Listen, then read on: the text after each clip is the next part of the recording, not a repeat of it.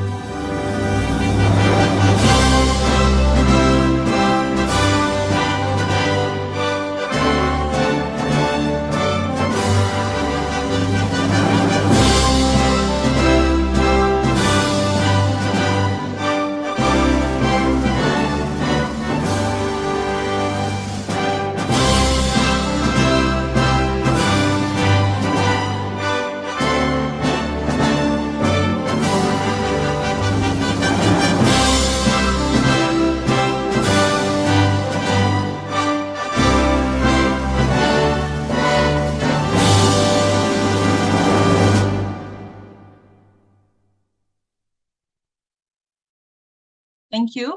Now I would like to invite the President of APSPBI, Dr. Umi Khairati Syam, MPD, to give her remarks. Dr. Syam, the time is yours.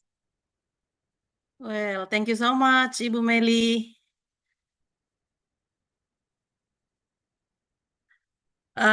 Assalamualaikum warahmatullahi wabarakatuh. Good morning, everyone. Waalaikumsalam warahmatullahi wabarakatuh. Welcome to the international webinar organized by APSPBI, or English Education Study Programs Association in Indonesia. This international webinar is the second webinar for this year as the implementation of the APSPBI National Work Program. This webinar is free of charge, and participants will also receive a certificate as a form of our appreciation for your full attention from the beginning until the end of this event.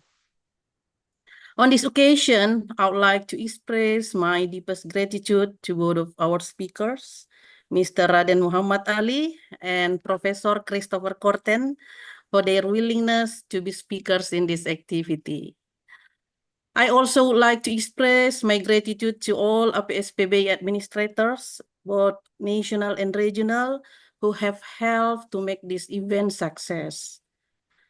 The highest appreciation especially goes to the PIC core committee who work on the technical implementation of the webinar neatly and orderly. Last but not least, thousand thanks to all participants who attended. Hopefully, this webinar will benefit us all. So thank you very much. Assalamualaikum warahmatullahi wabarakatuh. Waalaikumsalam. Thank you, Dr. Umi Khairati Syam, MPD, as the President of APSPBI. Okay, and before we proceed, here are a few guidelines to ensure a smooth and productive session. Number one, please keep your microphone muted during the presentations to avoid any background noise. The second one, if you have any question, feel free to type them in the Q&A section. We will address them during the designated Q&A time.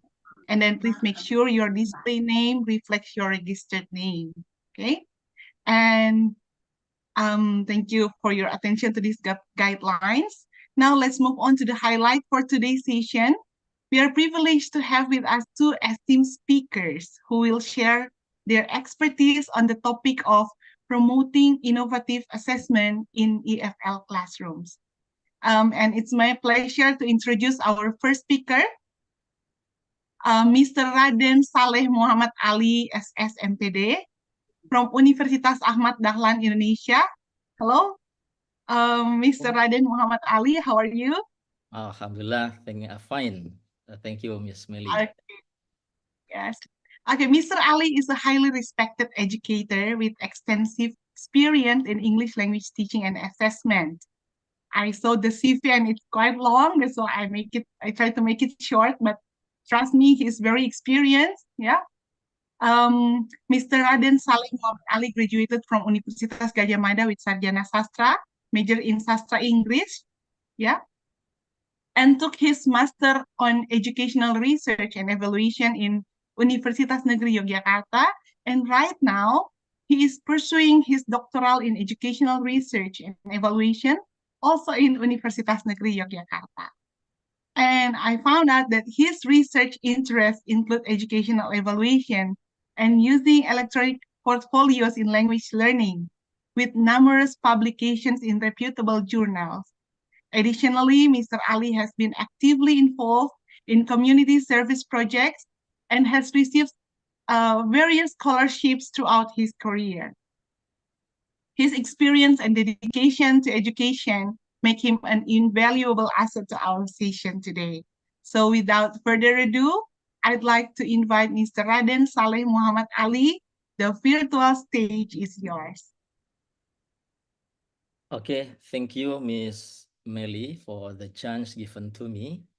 Okay, it's kind of clarification first. My name's Raden Muhammad Ali without Saleh, right? Okay, once again, Honorable the President of APSPBI, the National Associations of Department of English Education in Indonesia, and also some administrators, and also the committee, and the moderator, of course, and also all of the participants who comes from all around Indonesia, I think, maybe as a teacher and also lecturers at university.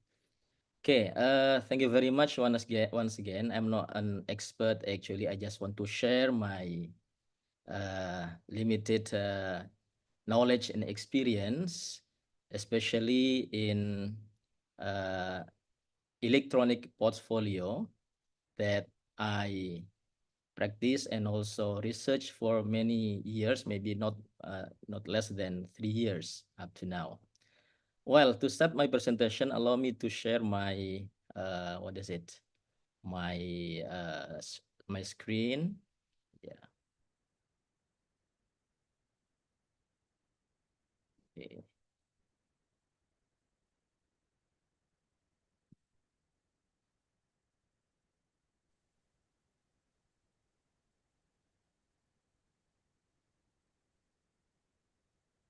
Yeah. Can you see my screen, Miss Melly? Yes, Pak. Ya, Bapak. Okay. Yeah. E-portfolio and its implementation in LT classes. Yeah. Held by International Asosiasi Program Studi Pendidikan Bahasa Inggris or APSPBI for today. And I'm Muhammad Ali. I'm English Education lecturers in Universitas Dahlan, Udah, Indonesia. nanti mau diganti itulah pakai email. Well, maybe I Dia hope udah I mati. can share these ideas about 40 minutes, and I do hope we can discuss more about this one about 20 to 25 minutes. Okay, I do hope I can manage my time well. Okay, it is what we are going to discuss. Introduction about the history of e-portfolio, definition, characteristics, and also platform used, advantages and its development in the world and Indonesia. Then after that, I'd like to practice, to share my practices during my, my experience in teaching English using electronic portfolio.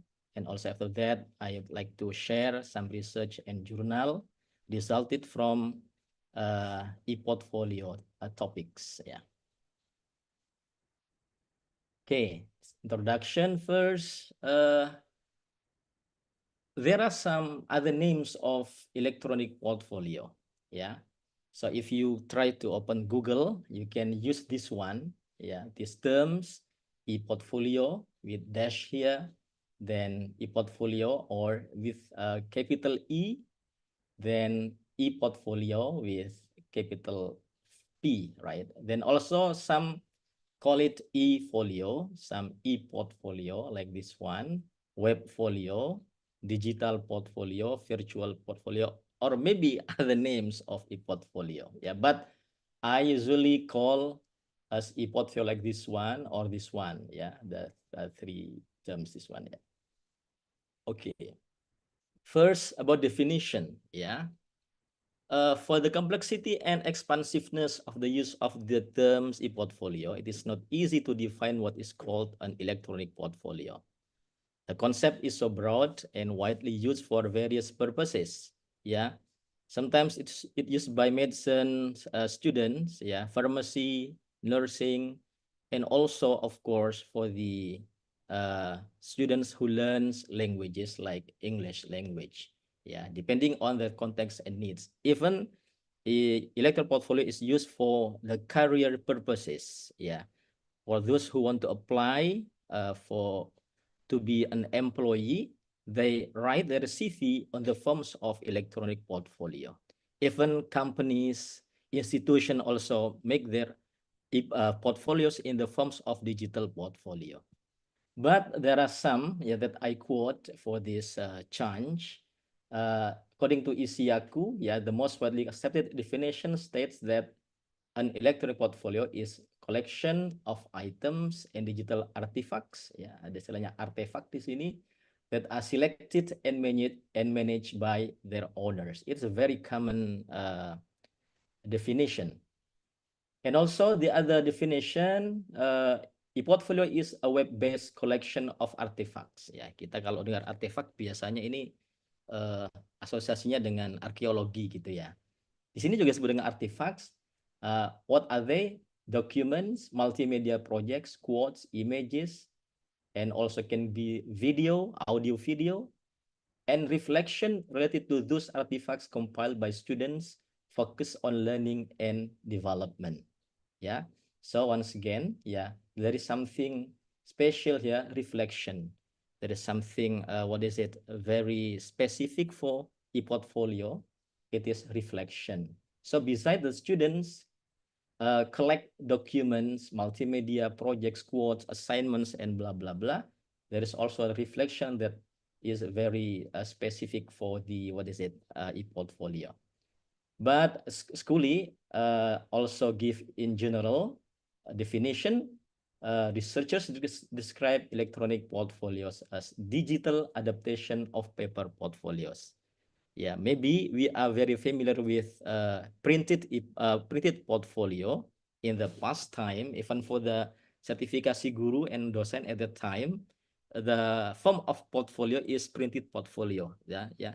The teachers and lecturers should print out the documents and they collect, and it is submitted to the committee. Let's say it should be thick, very wavy, and it's not transportable. Yeah, but by digital portfolio, so it is printed portfolio that is transformed to be electronic or digital portfolio. Okay. Now this is the history of portfolio. Yeah, it is actually derived from Italian. Yeah, Italian artist. In Italian language, it is called portafoglio. Yeah, from Italy. In the form of a suitcase or folder containing loose papers or pictures. So the artist there who has skills in drawing and designing many things, they put the papers, the loose papers, on the suitcase. Then they carry the suitcases into public place, like in the market, let's say. Then they show their works to the public.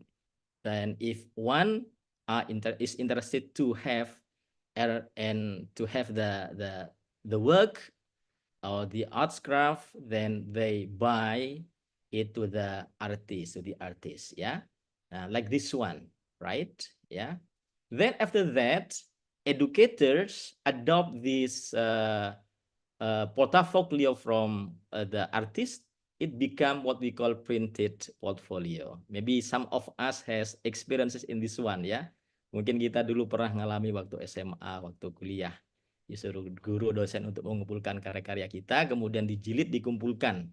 Itu yang disebut dengan portofolio cetak. Nah, kemudian ya, because of the development of technology, especially information technology, we transform the printed portfolio to be electronic portfolio, or what we call e-portfolio.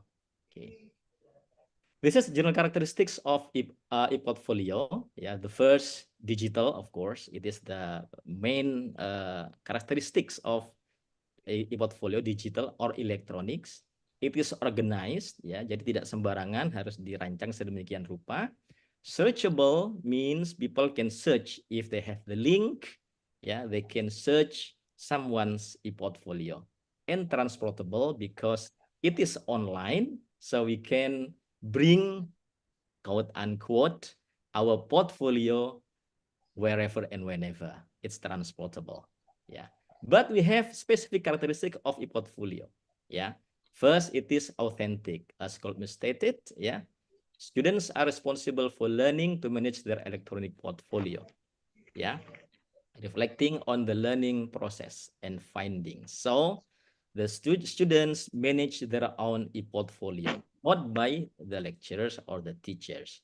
The second, controllable, students can add, subtract, improve their own e-portfolio, that when the students have their e-portfolio, they can add, yeah, or also improve, can edit, they can control their e-portfolio.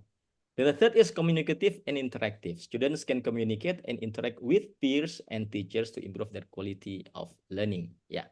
So once again, because they publish their work, their assignments, yeah, also their documents into internet, yeah, so they can communicate their work, their assignment to others, to their friends, to the teachers, even to parents, yeah, or other administrators who has a purpose to monitor the e-portfolio or just to know the students' e-portfolio. Then the next, it's dynamic. The structure of the e-portfolio is continuously evolving as a result of content management, yeah, collection and selection of artifacts. Yeah, it can be dynamic. It can be added every time. Yeah, it can be reduced, even edited as we want. And the fifth is personalized. Yeah, students organize and design their portfolio individually. Later on, I can show you some works or the portfolio of students it's very personal. Yeah. Those who are very good in art, yeah, the portfolio will be very artistic. But students who are not very, they don't have passion in art, they just upload as it is. Yeah, it's personalized. Even the picture they use, they choose, it's very personalized. Sometimes they upload Korean artists. Yeah, sometimes I like meme or something like that. Sometimes about nature and as a background of the portfolio. Yeah. Then the sixth is multi-purpose.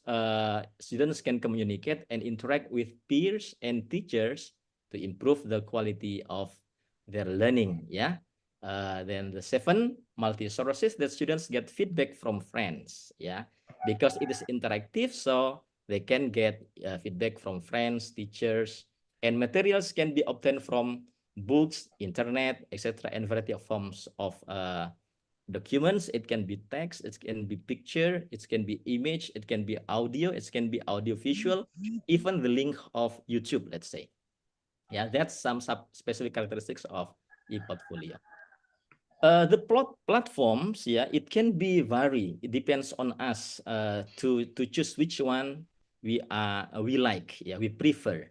It can be Google Sites, like what I choose so far, It can be Mahara, Mahara. It's also platforms of what is it? A portfolio.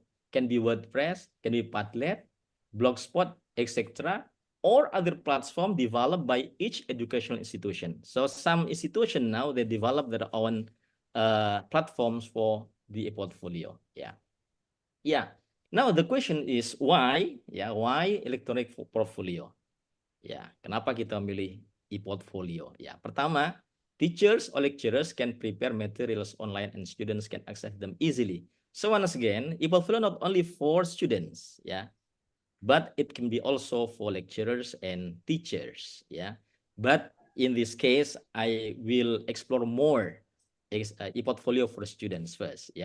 University students to be definitely. So once again, a teacher or lecturer can prepare materials online and students can access them easily. So it is not need for us to share through a WhatsApp group, let's say, or through many others media. It can be directly from our e-portfolio as a teacher or lecturers. The second, teacher or lecturers can convey information, assignments, give feedback, etc., anytime and from anywhere because it's online, right? The third, teachers can monitor students' learning progress easily. So from my, my cellular phone, can you see my cellular phone? I can monitor my students' work, because it has been administered here. The link of students' e-portfolio link, anytime and from cellular phone. So, okay. The fourth is teachers or lecturers can check students' assignment and do the assignment assessment easily. So after I apply e-portfolio, I can check students' assignment, and also do the assessment, Kalau biasanya kita sebagai dosen itu, kalau sudah mau upload nilai akhir semester, kadang-kadang ada tugas UTS mahasiswa ketinggalan di lab, gitu ya, ketinggalan di ruang prodi. Sementara kita bikinnya malam hari di rumah, bingung, ya kan? Ketika memakai e-portfolio ini, nanti saya sampaikan bagaimana caranya. Itu semuanya ada di situ. Kita tidak akan kehilangan tugas mahasiswa, Teachers or lecturers can check students' assignment and do the assessment easily and do not miss students' documents or assignment. The fifth is can be storage of materials, question, assignment for lecturers and students. So the students can, store their assignment, their documents, not in their cellular phone anymore and or their laptops because it can be broken, it can be stolen, it can be missed, right? But by e-portfolio, they can keep their documents easily and safely.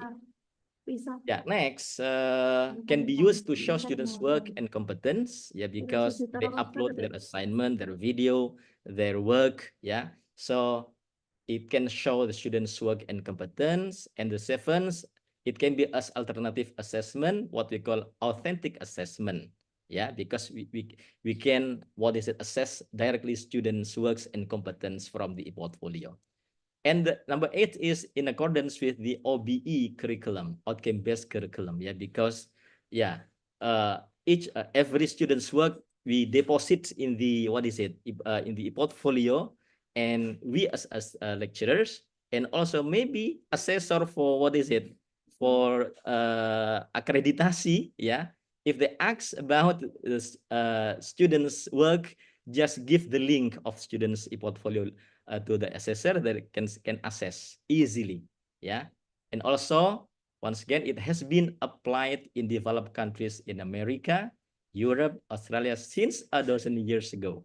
So if I have tried to read a literature, from, of course, books and journals, in the developed countries, it has been applied more than 15 years ago. More than 15 years ago. Even they have many associations of e-portfolio community, e-portfolio association. Even there is a specific journal, international journal, International Electronic Portfolio Journal, IEPJ, something like that, But I can show you what about in developing countries, including in Indonesia, And the last one can be a characteristic or excellence of lecturers, teachers, student, and institution. If you apply this one, it will be your characteristics, as lecturers or teacher who apply online learning, Akhir-akhir ini kan banyak penerapan online learning menggunakan internet. When we apply this one, automatically we implement what we call online learning. Okay, it will be your excellence and also your institution excellence, especially in Indonesia, because there is still limited student, lecturers and teachers who apply this e-portfolio. Okay, next, implementation of e-portfolios in developed and developing countries, right? In developed countries, di negara-negara maju, more than half students in the United States have used various types of e-portfolio. It is in 2013, right? Dastrom issued their result of their research that in 2013, more than half students in USA has used what we call e-portfolio. And this electronic portfolio is widely used in learning in various universities in the world, especially in developed countries. And it has been well received at international level in member countries of the Council of Europe, including Canada, USA, Australia, and New Zealand. So once again, sekali lagi, e-portfolio ini negara maju sudah lama sekali digunakan, Dan tahun 2013 sudah separuh mahasiswa di sana menggunakan e-portfolio dengan berbagai macam platformsnya. Nah, di kita, gimana di kita? Di kita, in developed countries, electronic portfolio are not yet popular enough. Belum cukup populer to be implemented in developing countries. Ini riset tahun 2016. Mungkin sudah sedikit berubah dengan adanya pandemi COVID-19. Why? It is limited introduction and socialization of a portfolio. Jadi masih jarang sekali sosialisasi. Not many educators know about the benefits and advantages of using e-portfolio. Belum banyak yang tahu manfaatnya. The assumption that electronic portfolio in learning seems more complicated and time consuming. Masih ada asumsi bahwa e-portfolio itu rumit, memakan waktu dan sebagainya. Memang ada benarnya tapi tidak sepenuhnya benar. Limited electronic portfolio based learning support devices, namely in the form of digital devices. Harus ada perangkat elektronik seperti laptop dan internet. Fifth, electronic portfolio-based learning demands the readiness and literacy ability of lecturers and students. Jadi, e-portfolio itu yang menuntut kesiapan, guru terutama dan dosen untuk menerapkan e-portfolio ini. Okay, this is in Indonesia, In March and February-March 2023, last year, we did little research, from our socialization, presentation, and also workshop on developing e-portfolio, yeah, it is the data, yeah. How Indonesian English lecturers familiar with e-portfolio? Only 26%, yeah, or 20 lecturers who fill in the Google Forms, yeah, of 78 lecturers who are familiar with e-portfolio. Okay, only 20 of 78 lecturers, ya, say that they are familiar with e-portfolio. Ya, pernah tahu begitu ya, pernah dengar gitu. Ya, and 74% are unfamiliar with e-portfolio, dan 74%-nya belum pernah tahu apa itu e-portfolio. The second one, then I give more questions, ya. From of 78 lecturers, how many lecturers who have implemented e-portfolio in the class?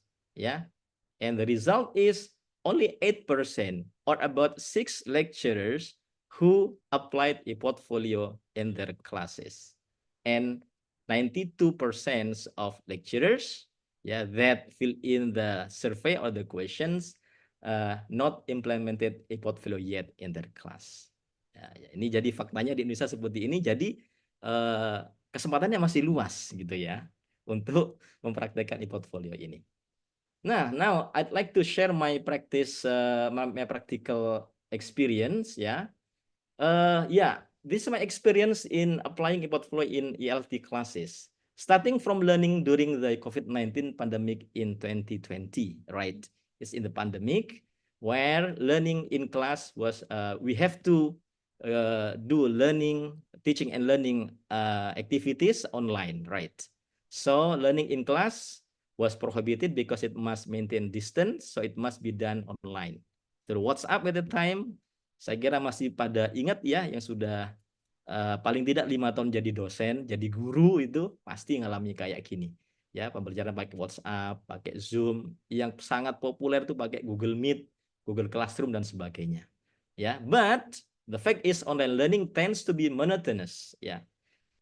Ya, monoton, ineffective, boring, ya. Yang pakai Zoom biasanya mahasiswanya itu hadir di awal tapi nggak mau on cam gitu ya, alasannya macam-macam, karena sinyal, karena macam. Tapi begitu perkuliahan selesai, kita sudah mau tutup Zoom, sudah 1 jam, dia nggak keluar ya, nggak keluar dari Zoom. Mungkin karena ditinggal ngapain gitu ya, ditanya juga kadang-kadang ya nggak nyaut gitu ya, tidak menjawab, hanya pas presentasi saja, hadir Pak, hadir Bu, gitu kan.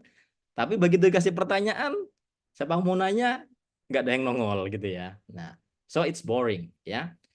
Then they have an idea to develop online learning that is more varied, effective, and fun. Itu saya punya ide untuk ya carilah pembelajaran yang kira-kira efektif dan fun. In the odd semester 2020 and 2021, online learning based on electronic portfolio began and up to now. Yeah, I studied in the odd semester in the academic year of 2020 and 2021. Courses that apply to the electronic portfolio include speaking in a formal context, public speaking, assessment in LT, evaluation in LT, and introduction to English journalism. I can say that all of subjects can apply this e-portfolio. And in new normal era, portfolio-based learning are combined with offline learning, supporting each other. Nah, sekarang setelah normal, kemudian kita padukan antara pembelajaran di kelas dengan e-portfolio ini. Okay, I'd like to share about how to implement. Yeah, so before we start e-portfolio in the beginning of the semester, we do the preparation. What are the preparation? And there are 4 points here. First, learning scenario. Yeah, so we have to make a kind of learning scenario or lesson plan when and how offline learning and e-portfolio support one another. Ya, kalau dulu full e-portfolio, tapi sekarang karena ada offline learning, tetap belajar di kelas seperti biasa. Kemudian kita jelaskan kepada mahasiswa di awal, kita sosialisasi dulu ya. Socialization to students that we are going to apply e-portfolio besides we learn in the classroom. Then device preparation, like what I said before, it's need laptop in internet ya. And the fourth, e-portfolio development training. Jadi sebelum kita memulai menggunakan e-portfolio, kita berikan pelatihan ya bagaimana cara membangun atau membuat e-portfolio mahasiswa. Makanya di sini nanti kalau yang berminat menerapkan perlu pengalaman untuk membuat. Nah, nanti insya Allah kami bersedia yang berikan pelatihan secara gratis ya. Kalau perlu Zoom-nya kami siapkan, Bapak Ibu tinggal mengumpulkan dosen atau mahasiswa yang mau dilatih, semuanya free insya Allah. Seperti yang kita lakukan dengan Makassar, dengan Bangka Belitung, dan kampus-kampus yang lainnya. Oke. Nah, now how to develop the portfolio. Nah, that's the components ya. Nanti akan kita bahas ini URL-nya akan saya share, akan saya tunjukkan bukan share ya. Platform yang digunakan, main parts of a portfolio. Jadi kalau kita bikin portfolio itu apa saja komponennya gitu ya. Di cover nanti ada cover, ada meeting, ada assignments ya.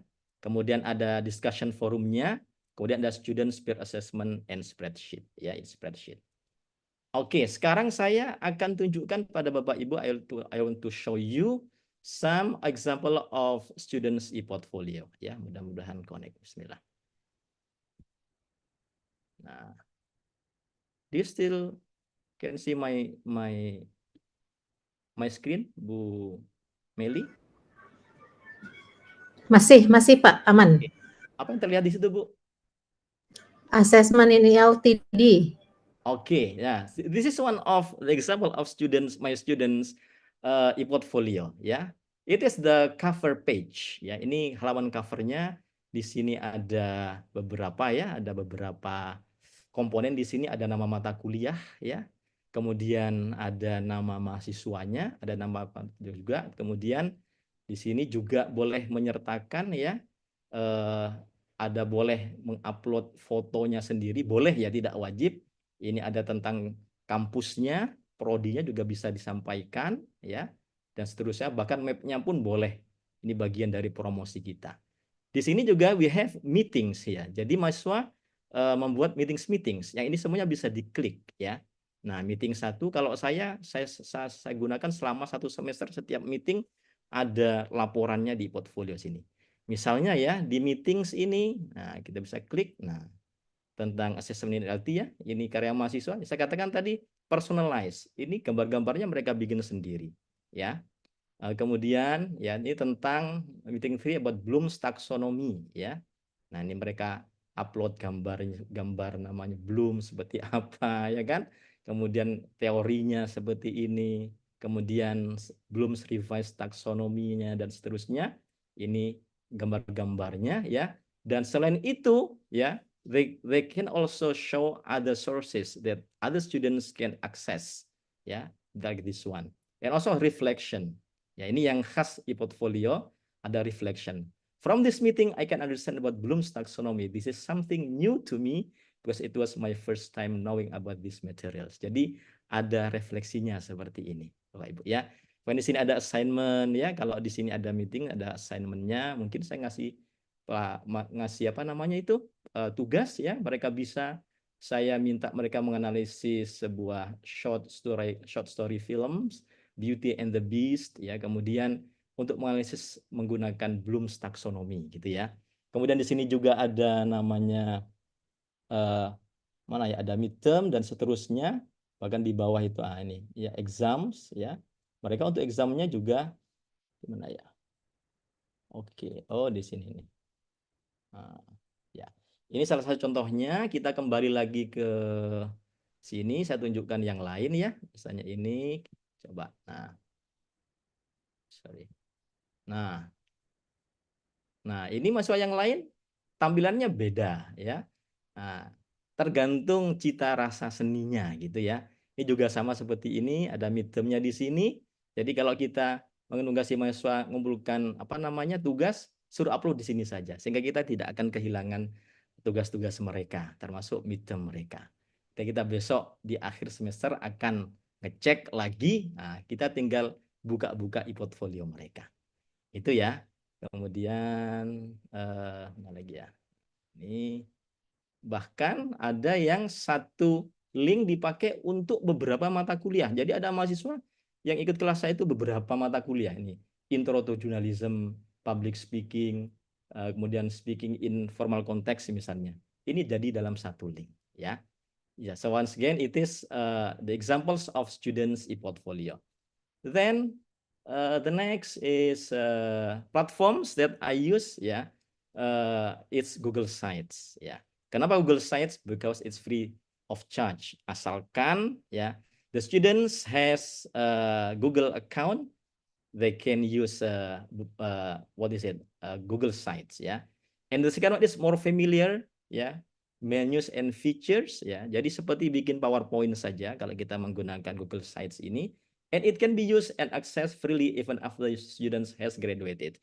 Ada yang bertanya, apa bedanya dengan e-learning, Pak Ali, yang dibuat oleh kampus? Nah, tentu masing-masing it has benefits and advantage and disadvantages ya. Kalau pakai Google Sites, asal Gmail-nya tidak hilang, tidak masalah. Walaupun dia sudah lulus, dia akan tetap bisa menjaga atau memiliki akun itu, termasuk e-portfolionya. Tapi kalau e-learning di kampus, tentu bagus, tetapi ada kelemahannya ketika mahasiswa lulus, biasanya nggak bisa mengakses lagi. Ya. And I've tried to use WordPress and also, blogspot.com, but I prefer to use Google Sites so far. Ya. Then the next is this one, main section of e-portfolio. Jadi, e-portfolio itu hanya 3 bagian ya, cover, meetings, and mid and final exam. Ini saja bisa digabung ke sini sebenarnya. Jadi hanya ada cover dan meetings. Ya, kalau ada beberapa mata kuliah, covernya satu saja, halaman lainnya untuk masing-masing mata kuliah gitu. Ya, kayak yang tadi itu.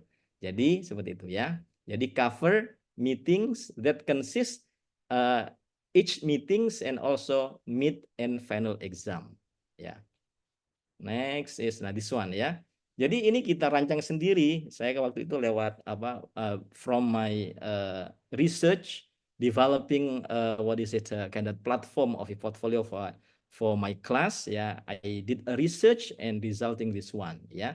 So for the cover page components, the students are required to present this one. Jadi di cover itu harus ada institution identity, nama prodi, nama kampus ya, perguruan tingginya, kemudian subject identity, mata kuliahnya, student identity, nama NIM-nya mahasiswa, kemudian lecture identity. Ini yang wajib.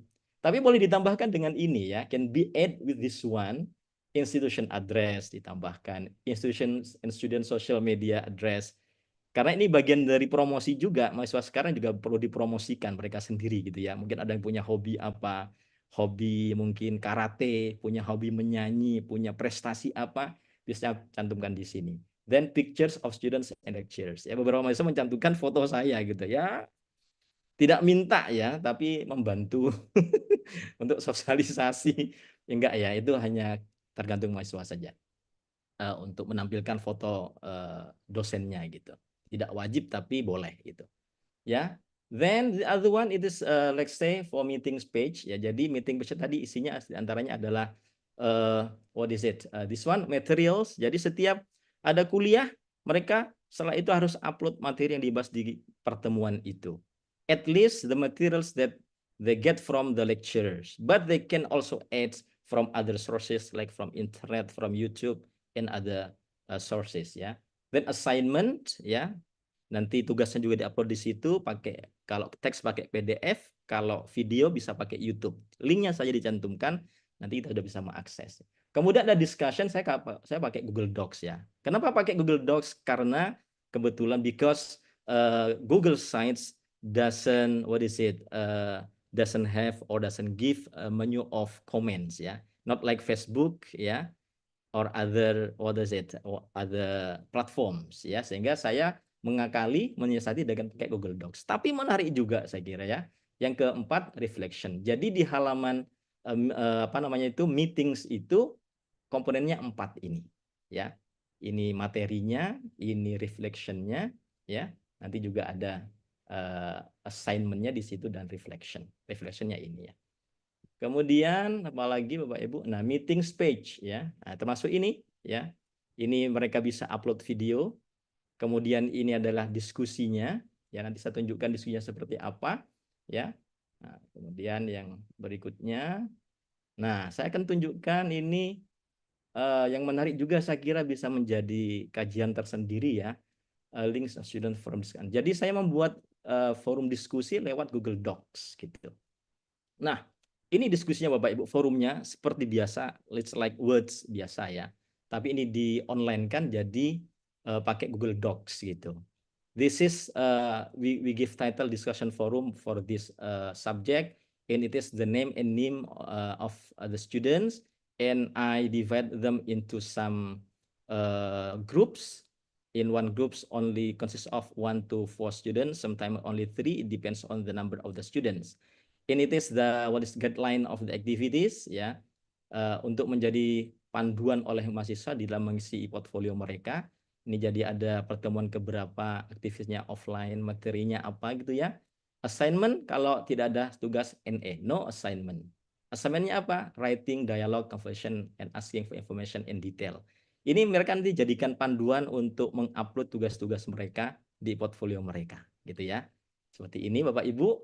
Kemudian dari masing-masing kelompok disebut begini, kita buatkan format seperti ini ya.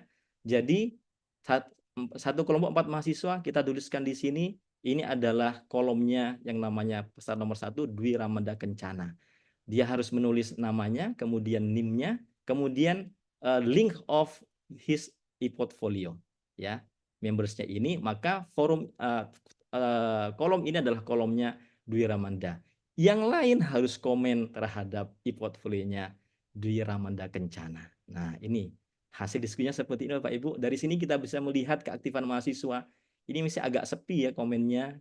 Nah, kalau rame berarti mahasiswanya itu rajin, aktif. Kalau sepi, maka artinya itu mahasiswa itu kurang aktif. Nah, ini kan mestinya respon dari mahasiswa yang bersangkutan terhadap their friends comments gitu ya. Dia sempat ngerespon tapi di bawah-bawah dia tidak cukup. Nah, ini biasanya mahasiswa-mahasiswa yang melakukan pendalaman ini nomor-nomor awal gini ya.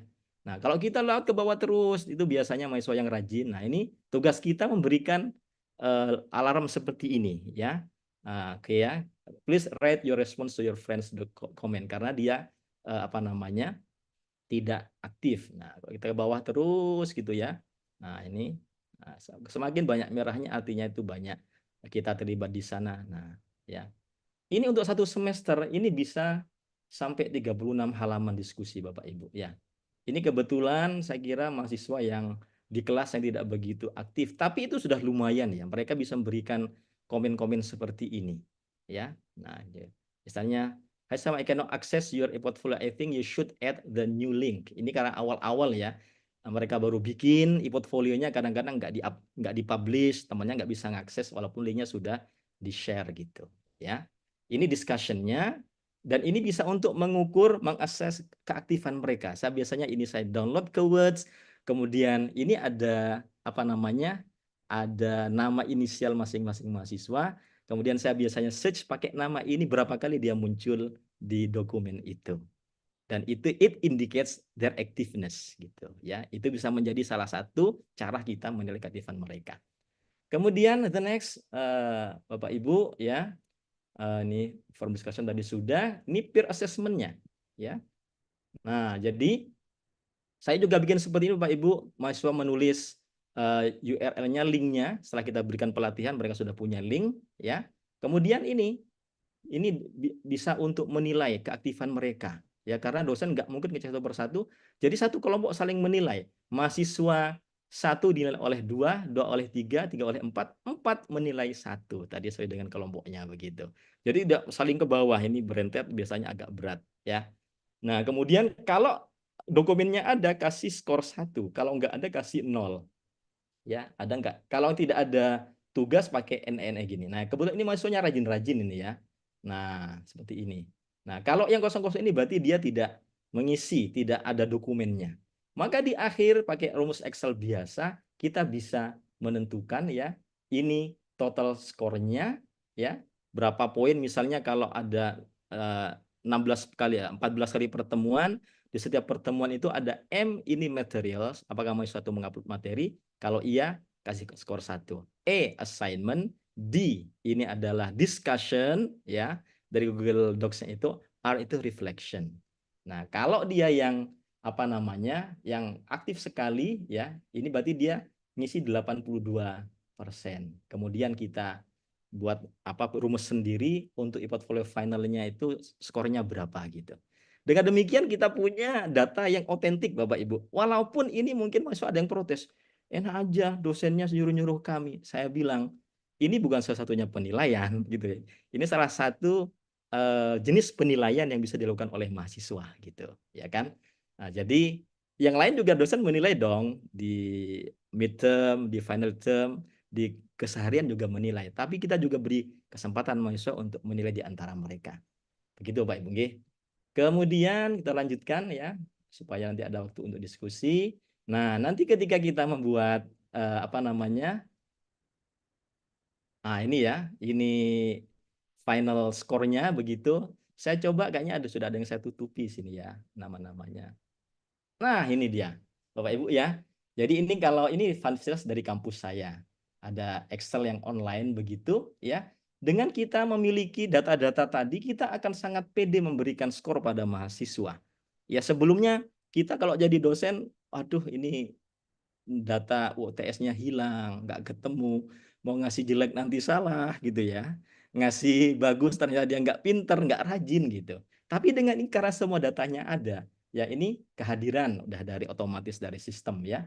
Keaktifan ini terutama saya ambil dari keaktifan diskusi dan juga di kelas, terutama diskusi yang Google Docs tadi itu, ya kan. Kemudian ini e-portfolio dan tugas harian.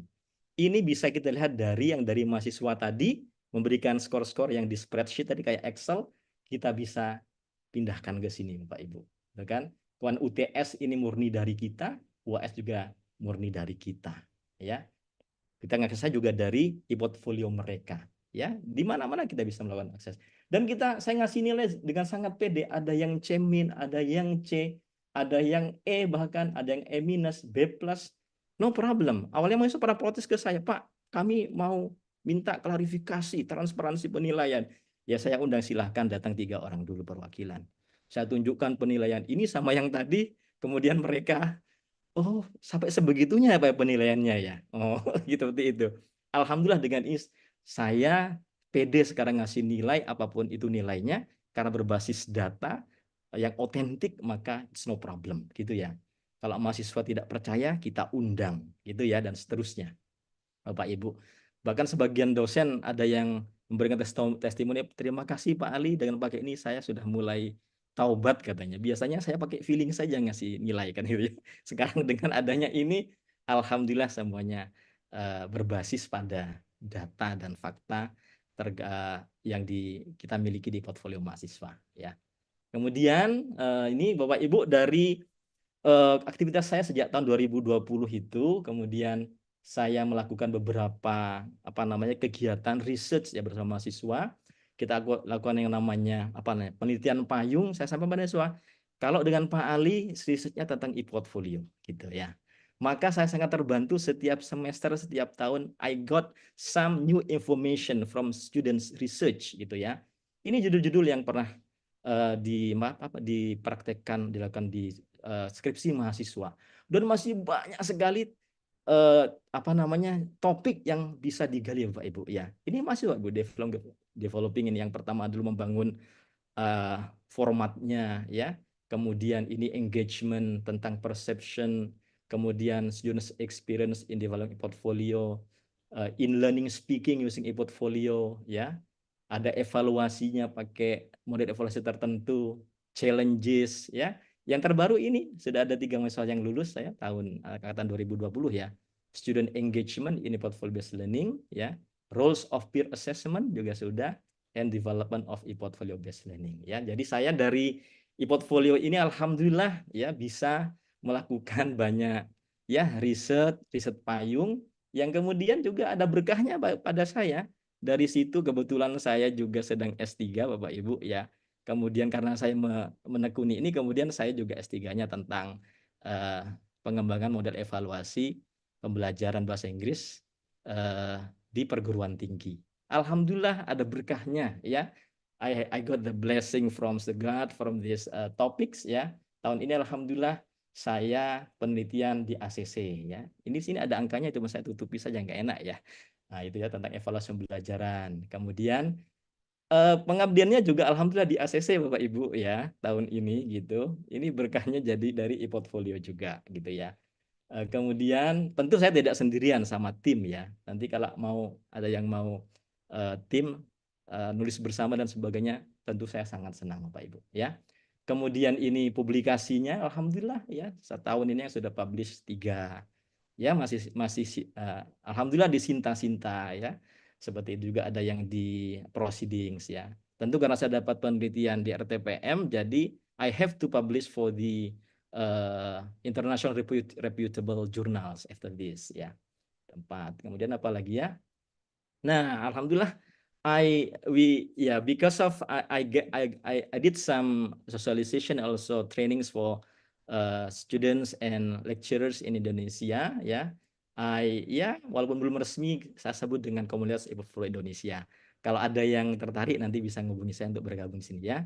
The Indonesian e-portfolio community teams is ready to provide training on e-portfolio development and e-portfolio based ini bahasa Inggris ya, learning for lecturers including teachers and students. Jadi kami melayani dengan senang hati dan free of charge untuk pelatihan. Boleh untuk dosen, boleh untuk mahasiswa gitu ya. Kalau perlu kalau online Zoom-nya pun kami siapkan gitu. Silahkan kalau ada yang tertarik nanti dengan senang hati. Tidak saya sendirian Bapak Ibu. I have team my students ya, karena mahasiswa saya kalau portfolio sudah canggih-canggih karena mereka adalah pelaku gitu ya. Mereka nanti akan menjadi tutor. Untuk konsepnya nanti saya biasanya gitu ya. Bisa online pakai Zoom gitu ya. Waktunya bisa kita nego. Mau siang, mau pagi, mau malam, it's okay gitu ya. Nah, ini Bapak Ibu beberapa pelatihan pernah kami lakukan ya, portfolio association and training that has been carried out ya untuk perguruan tinggi for lecturers di PGRI Jakarta, UM Bangka Belitung, Muhammadiyah Makassar. Ini beberapa kali bahkan terakhir ya Bu Umi ya. Kita kemarin untuk mahasiswa, kalau dosennya sudah alhamdulillah di Makassar banyak yang menerapkan ini ya. Paling tidak ada 6 atau berapa gitu. Kemudian di Kalimantan pernah juga saya lewat APSPBI juga selain tentang tentang konsepnya juga tentu cara membuatnya. Di sekolah juga kita lakukan ya. Kemarin terakhir di Thailand melalui program pengabdian masyarakat internasional disediakan oleh kampus gitu ya. Alhamdulillah. Nah, ini next workshop on the portfolio insya Allah ya. Next month saya mau ketemu Bu Umi, Pak Ismail, Bu Meli ya. Nanti di Kalimantan Selatan tanggal berapa nih? 6 sampai 7 September ya. Selain untuk teman-teman juga untuk saya riset saya juga ya. Riset saya juga untuk disertasi saya begitu. Selain tentang e-portfolio juga saya ngajak tim saya tentang penulisan artikel internasional. Yang kedua besok hari Sabtu di sekolah ini program pengabdian kami juga akan jalan.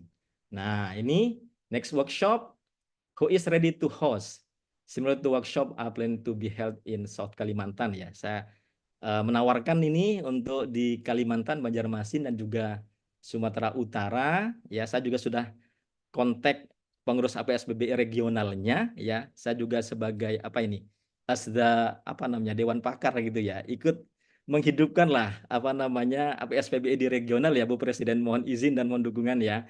Alhamdulillah sudah merespon ini Kalimantan Selatan gitu. Kemudian ini free of charge ya. The speakers ini offline tapi untuk narasumbernya free of charge. Ini agak promosi ya Bu Meli ya. Mohon maaf ya. Agak promosi. Kemudian setelah itu kenapa kok bisa free of charge? Pas transportasi, akomodasi? Karena alhamdulillah saya dapat dana dari penelitian itu ya.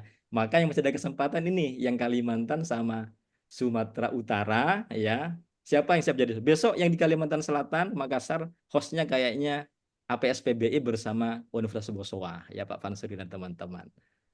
Oke Bapak Ibu, saya kira that's all ya from me. Thank you very much for the attention and I'm very happy if you give response and questions in this forum. Thank you Bu Meli and I give the time for Bu Meli. Thank you. Thank you so much, Pak Raden Muhammad Ali. It was a very insightful presentation about e-portfolio and its implementation in ELT classes. And we will continue later in discussion session ya Pak ya. Yeah. And for those who want to ask question related to the material from Mr. Ali, you can type in the chat box and we will discuss about it after the second presentation.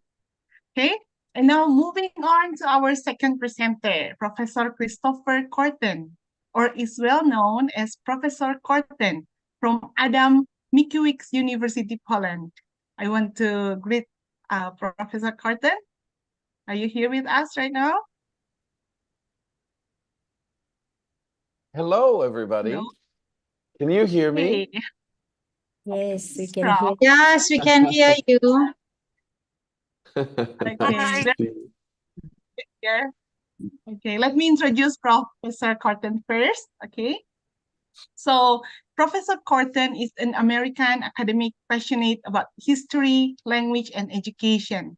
He studied history at Oxford and Cambridge universities before embarking on a career as a university professor.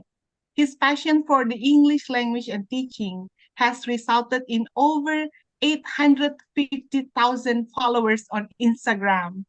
I would say that I am one of your faithful followers. And his account is dedicated to exploring all aspects for English language, offering valuable insights and resources for learners and educators alike. Professor Korten's unique blend of expertise and communication skills has made him an influential figure in academia and social media. And he will continue our discussion on innovative assessment today. Please welcome Professor Korten. Hello, everybody. I want to ask before we get started, I've just changed internet providers. Can you hear me? Is everything clear? Clearly. Excellent. All right, let's get started. Sure, yes. Perfect. Now, I'm going to share my screen, and I've been asked today, I hear a lot of noise in the background. Maybe okay. So I've been asked to talk about task designing for teaching grammar. So this is a topic that Umi and the others who are coordinating this have asked me to do. So I'm not talking as much about assessment as the title is, because this was the topic I was given, just so we're clear, but I'm happy to talk about assessment as well. So I'm going to just talk just a minute. Now, I've just been introduced, so I'm not going to talk much about that, but I want to explain my accent in case some of you are unclear as to where I come from. I am from the United States, but I studied also in the UK. So I was 6 years, well, I actually lived in the UK 4 years at Oxford and Cambridge. But friends are still British, so this accent is somewhere in the middle of the Atlantic, somewhere between the US and the British, but probably still more American. And I think, so I've already been introduced. This QR code is my Instagram if you're interested. But today, and for those of you who don't know, I've been blogging now for nearly 5 years on Instagram. And I think that's how Umi and I and the others got to know each other. And we've actually been, in contact and had some correspondence and professional exchanges for a few years now. And so that's been a real benefit of the Instagram career, as it were. And for those of you who don't know, if you go onto my site, we're teaching a lot, actually, I'm teaching a lot of different courses now. So there's a full range of courses on this platform I'm using, but I'll just mention, if anyone's interested, they can write me afterwards about all the general English courses, which focus on communication, an IELTS course, professional writing course, a teacher training course, which I just finished, and really, you'll see the reviews in Instagram. It went really well. And then we're going to open up a business course, a business English course, in addition to a speaking club, which is going on all year round with some fantastic teachers. I want to mention one other thing that could be interesting. I'm currently in Dubai, and I'm talking with people. I'm going to pitch a few ideas to some investors. And I'm looking for, I'm starting up an ed tech project. And so if anyone is interested in that sort of thing, I will be looking for an Indonesian country representative. So if anyone is interested, please write me and we can talk. I'll give you more details on what I'm planning to do, but very exciting news coming up in the near future. All right, so let's talk about this. Now, some of you, if you've done your methods properly, this will probably not be so very sort of new for some of you, but we're going to look at understanding task-based language teaching. And the goal here, as it has been for the last probably 50 years, but we're refining that, is to be more relevant. So the question becomes, how do we move from just teaching stodgy is a great word that I'm actually going to write down here. Even though we're teachers, we can still learn some words. I think stodgy is a word. If it is a word, it's British. And that's where I heard it from. But how do we move from teaching stodgy grammar, from the book, to something that's more alive? And what methodologists have come up with, and I think it's something that's practiced now sort of universally, but sometimes we need reminding, and that's why we have this meeting today, is that we try to make it more relevant and current for the students. So we base it on life. So we ask ourselves, instead of saying, how do I transmit grammar knowledge to your brain? The question is different. How can I transfer this grammar knowledge through an activity you're already doing? So that's a question. So the question really is, or the issue is relevance. How do I make every teaching activity more relevant? And task-based teaching is one of those methods that gets it relevance, making it real, because the idea behind it, as we all know, is that if something is relevant, oh, I did that last week, or oh, I'm going to do that tomorrow, then suddenly you have a more vested interest. This is a very nice word, compound adjective here. You have a vested interest in learning it because you have to perform that same task in the very near future. So you are vested.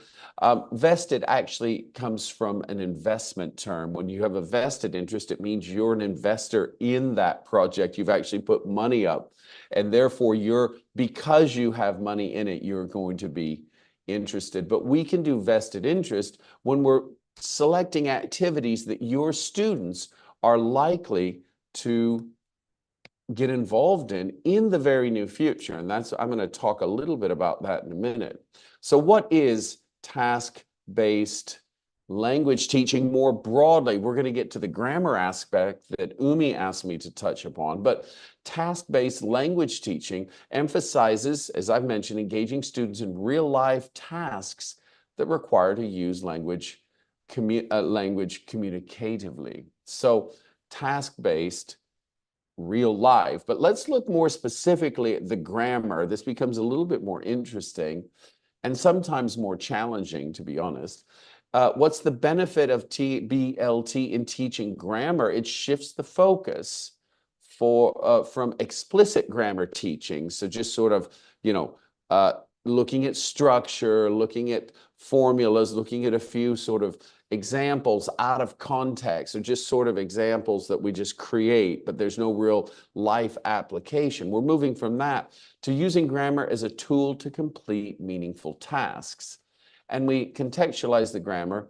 The goal is, and to make it more relevant to real life communication. Now, what's the goal here? Why is this important? It's more engaging, it's more effective, and it's more relevant to the students. Now, here's the question, though, that I want to ask. I didn't actually put it in the PowerPoint, but I want all of us to ask this question because I'm not sure we focus on it enough. And that is that we're not just asking, okay, well, is this relevant or not? But we're asking a more specific question. When will this be relevant to the students? Now, I've rarely seen this question asked, but I want to challenge you, for those who are very familiar with this topic, to go one step further, one more level of detail and say, all right, All right, so this task is broadly relevant for my students, but I want you to ask a different question, another question. When will it be relevant? So if I'm talking about grammar and I want to do future tense or going to this planning tense in the future, to talk intentions, to talk about travel or trips, the question then becomes when. Now, this is the level of detail that I want to sort of challenge the experienced teachers on. When are my students, most of them, likely to take a trip? I think for a lot of us, we say, okay, travel, you know, we're going to travel, but we take it for granted that eventually we're going to travel. But if students aren't going to travel, and when I say students, I mean from preteens all the way to adults. If students aren't going to travel for a year or 2 years, this actually, I'm not sure how relevant it is. I'm not sure how really interested, or I'm not sure how more engaged students are going to be when you're talking about an activity that in theory is relevant, but in practice isn't going to happen for a while. So here's the question that I want to challenge you with. When will this activity actually occur in the student's life? Now, what's the ideal answer to that question? Tomorrow, next week, or next month. If it's longer than that, students don't feel the urgency to learn it in the way they normally would. But if they haven't, for example, if we're going to talk about grammar-based tasks, I didn't put it in this PowerPoint, but great example, interviews. If you're planning, so I'm going to talk about the use of conditional when we're in an interview. Now, for the first and second year students at university, this probably won't be very interesting. But if you're in the final month of your university career or the final semester and you're interviewing for jobs, suddenly I can guarantee you, we can all understand that people in the fourth year, second semester are going to be very interested in this discussion. So the question you need to ask yourself is, okay, not just that it's broadly relevant, because eventually all of us are going to do interviews, but when will it be relevant? Because the higher the relevance, the sooner they're going to have to do that activity, the more important, more critically they take it. So it's asking another question. Obviously, it's more challenging when you have a large group of students. But if you have a large group of students in the fourth year of the final semester of university, nearly everyone's going to be interested in seeing how that grammar point is used in an interview. So we need to ask that follow-up question. And I didn't put it in the slide, but I want to emphasize it because I think it's really important. It makes a huge difference between listening and really engaging. If the student knows they're going to have to perform that activity tomorrow, next week, or next month, they're a lot more likely to get engaged than those who say, yeah, that's in a few years, so I'll listen, but it's not that critical. All right, let's move on to types of tasks for grammar instruction. So we have two basic types. I mean, there are several others, but I've only highlighted two, which I think are pretty common and also easy to understand. One is input, the other is output. So input means those things that you are receiving, these receptive skills, listening, reading, watching. These are things, so we can base grammar around these receptive skills to comprehend and make sense of the language they're exposed to. And we can do that in an example. I'll just tell you the second one is output, so speaking and writing. So two output, several input. Let's look at the input. I'll just give a reading example of input. And this is just using past tense. Maybe I want to teach past tense and I want to talk about, I want to do it through reading. So here's a story. Again, I would pick a story. I don't know your students as such, but I would ask myself, and this is again really important on engaging the students. The method is fine, but if the students don't feel the importance of it, they're less likely to engage. Now, listen, we all know the most motivated students engage in everything. But we're not talking about the best students right now. We're talking about that large chunk in the middle, the 40% that can go either way. We want to draw them in. So you know what I ask? I ask, okay, what story could I tell them that they could relate to, that they've lived through, that they experience maybe on a daily or weekly basis? So now I would only choose this if I'm in an area where there is natural forests, and a lot of students have been to the forest, and they're going to talk about that. And then we can talk about reindeer and how many deer they see on a daily basis. I have to say, where my parents live, when you wake up early in the morning, because they back up to a forest, I see deer every morning when I'm visiting my parents. So this is quite interesting if you live through it. And again, I would choose a reading topic that they can relate to very vividly, or that they will need to relate to in the near future. And again, what's the purpose? The purpose is past tense, but I want them to get involved in the story so they remember the past tense a little bit longer. And so we have this reading, we have it said in the past, last weekend, and so then we can teach, which is our grammar focus here, past tense. So identification, ask students to underline all the verbs in the past simple tense in the passage. And then we match them with their present tense or the base verb of the infinitive. And so in that way, I guess this is an A2, A1 plus, sometimes, you know, a refresher lesson at the B1 level, especially if these are irregular verbs. And so that becomes quite interesting. If you want to do a little bit, so you can base this level of difficulty on the types of verbs you're using. Do you want to use more irregular verbs or regular verbs? And so this can, you know, make it a little bit more interesting from a grammar point of view.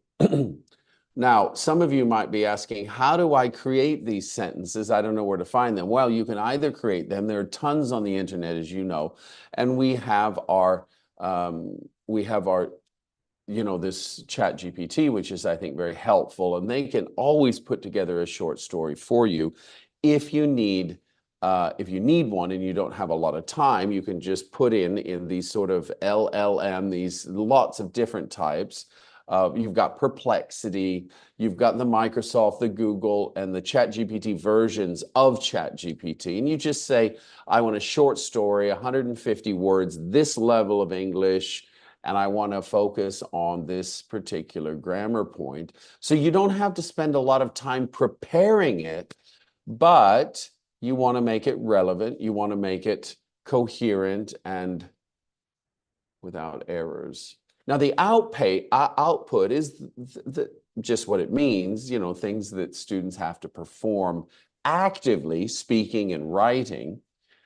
So students use the target grammar structure in these ways. And how do we do it? Role-playing, storytelling, writing tasks. In the example I have here, we're going to role play. So students, here's the first thing. Here's a sample task that we can do. Students have to give advice and suggestions using modal verbs. So briefly, as a review, we can look at how to use these modal verbs from should all the way to might. By the way, when we were growing up in the US, I remember we memorized these. Shall, will, should, would, may, might, must, can, could.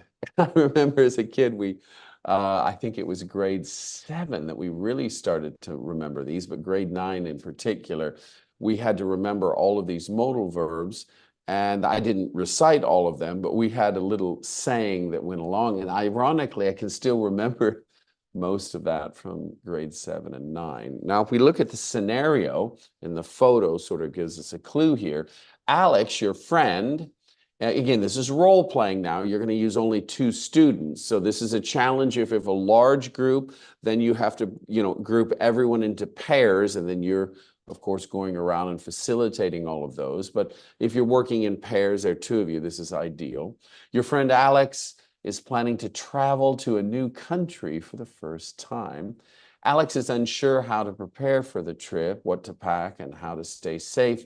You will play the role of Alex's friend, and your task is to give Alex advice and suggestions using modal verbs. And so when I'm assessing, let's talk about assessment for a minute, because that's the role of this, sort of the theme of today. When I'm thinking about assessment now, and this is where it gets really interesting, if you don't want to confuse your students, you keep your assessment primarily to the main task. So if I'm assessing this in the student's performance, I'm assessing their performance of modal verbs first and foremost. And I let them know that as I begin my assessment. I said, okay, I've heard a lot of things. I can make a lot of comments and corrections. And there are some good things that have been done. So obviously you talk about the good things. And I tend to start with the good things because I want to build their confidence. And as we all know, all students produce something good. So we can highlight that. But I'm interested not just in general good. I'm interested in modal good. What have they done well modally? Now I can talk about their pleasant accent and their clarity of speech, or maybe a few of the complexities of their sentences, or but then I want to focus positively and negatively on modal verbs. And the reason I want to stay very close to that rubric or assessment is because that's what I've told them I'm looking at. That's what the focus is. So if your focus, or if you spend a lot of time outside of modal verbs, they might not tell you, but they're thinking, wow, okay, so everything's on the table.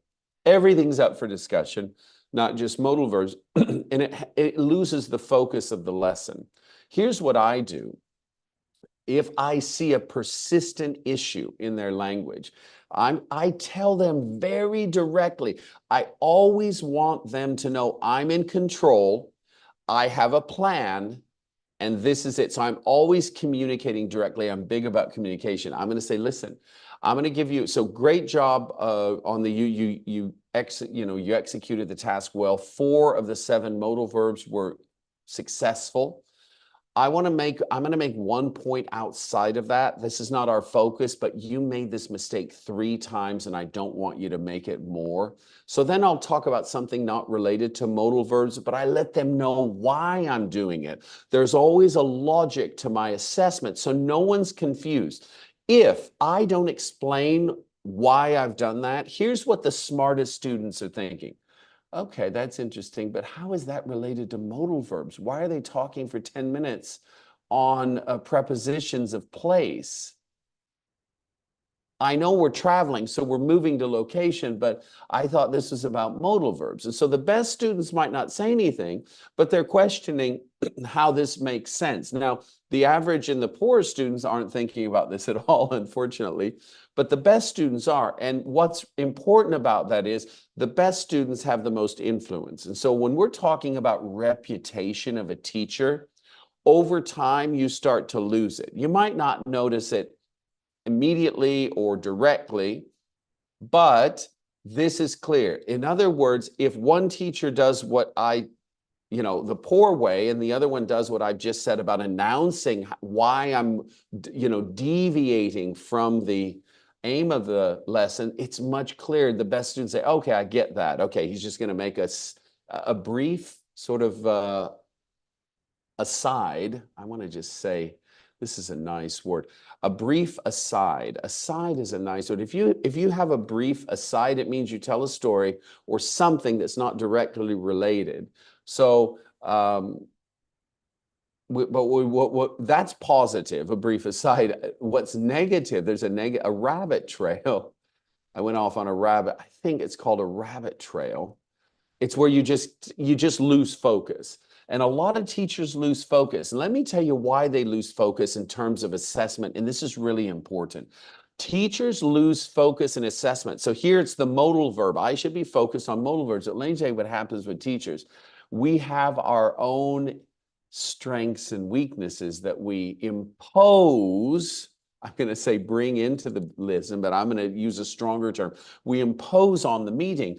And if we feel very confident or comfortable in a certain grammar area, and we see that students have violated this grammar rule, we will then focus on that because we're confident and we know a lot about it, and we think that it's elevating our reputation. Maybe some of us think that.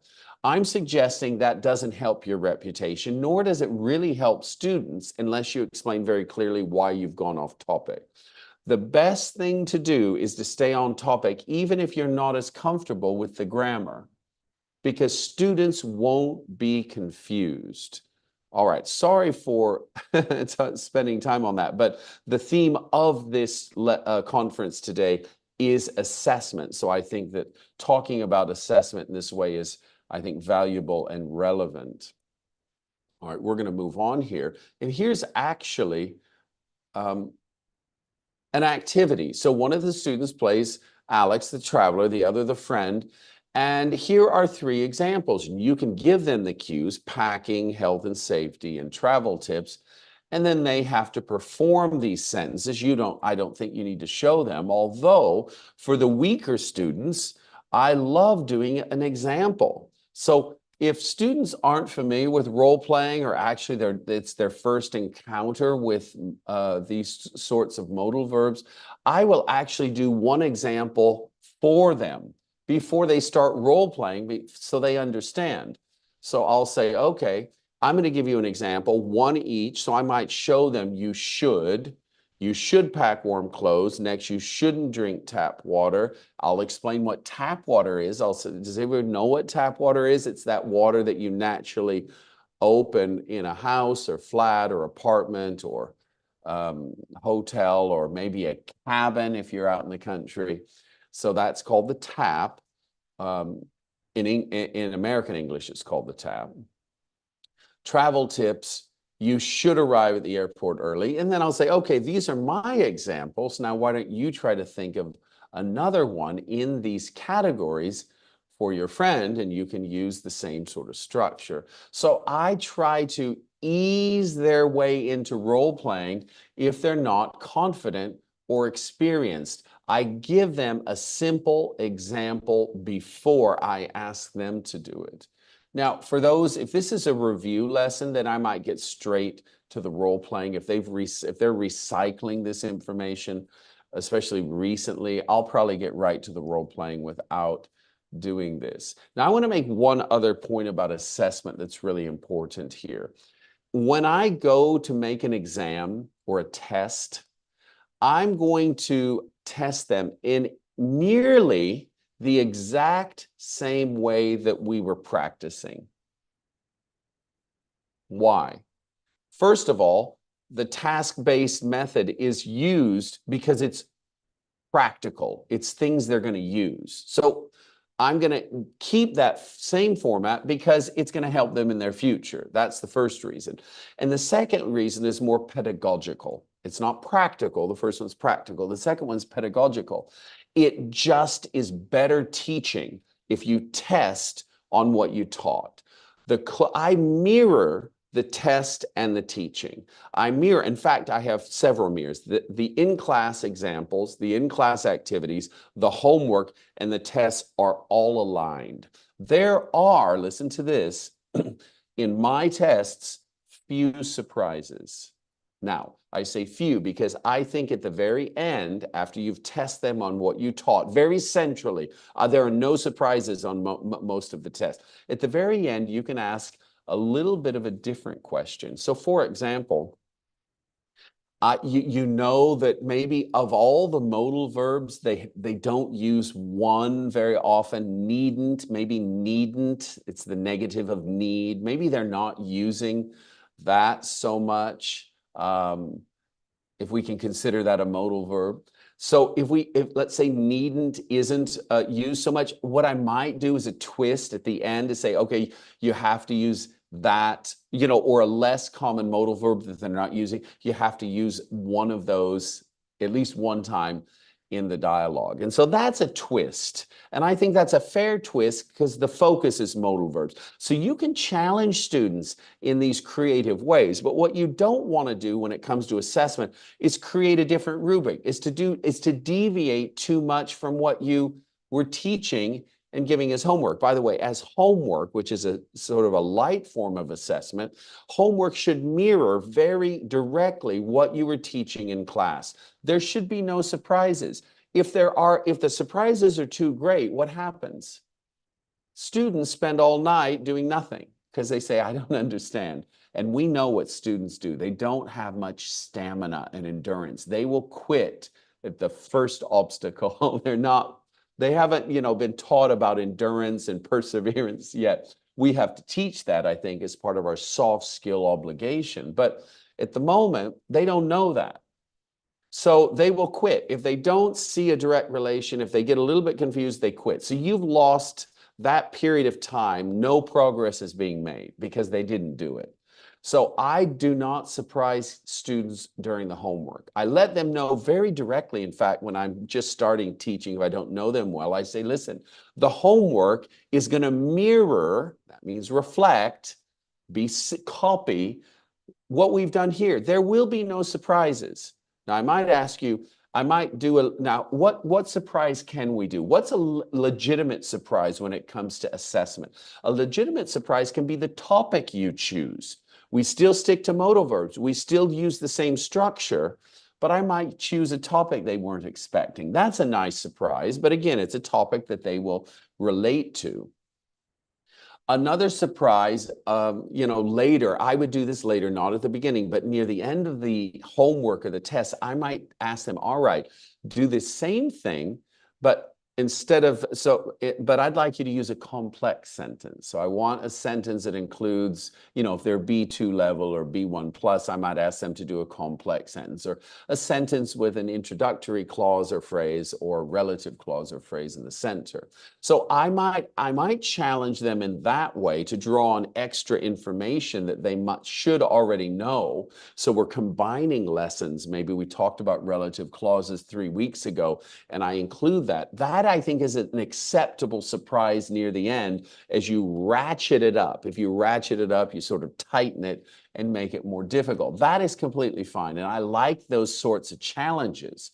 But you don't want to challenge them in a way that you say, all right, I want to talk about, towards the end, you deviate and you get off on irregular verbs that aren't modal verbs. And suddenly they're saying, wait a second, I thought this was on modal verbs. And now we're doing rare irregular verbs. All right, still dealing with travel, but it's not modal. So you don't want to confuse them in this way because this doesn't help them and it doesn't help your reputation. These sorts of surprises are not welcomed in the classroom. All right, more examples. We're not going to go into these. So I just want to give you, examples of what are possible. Planning a school event. If you're in a private school, sometimes activities are student-based. They will plan their own events. And so, they can do that and they can use conditional sentences. If we choose this date, you can see here at the bottom, if we choose this date, more people will come. So we can have them have this discussion, again, role playing using conditional sentences. And you can list the types of things that they can use as conditionals. Date, number of students, what food to bring. These are all interesting topics that we'll use if we bring drinks. How many options should we have? Now that's a bit more complicated. But if we bring drinks, students won't have to bring them themselves. So we have different ways of doing this. Teaching passive voice, if you've taught a lot, you know that crime and law and punishment, the legal system here deals with passives in a very natural way. The house was burgled, broken into. So passive is a very natural decision when it comes to crime. You might not want to talk about crime, though. For me, if this topic comes up, I always think, all right, is this age appropriate? Do I actually want my young students to talk about this? it depends on, this is a cultural issue. In some cases, absolutely not. In other cases where there's high traffic, maybe high crime rates, maybe it's okay to introduce this. It's not a shock, and maybe they can even relate to it more. So whenever we talk about sensitive topics, I'm always asking myself, and again, this gets back to assessment as well, is this appropriate for this age? Do they need to know these things at this age? And so that's a question you always want to consider. Now, I've actually stopped a bit early because I want to, it's actually a little bit earlier than planned, but we can talk about a lot of different things. We've got the next 20 minutes or so. If there are questions, maybe comments, some of you want to give your own, impressions or experiences to the group. So I'm going to open the floor to any comments or questions or discussions that you might have. Okay, thank you so much, Professor Korten, for your presentation. And now we come to Q&A sessions. Yeah, there are several questions that we have received here, and I will share the list of, so that Mr. Ali and Prof. Korten can directly read and prepare to answer all questions. Let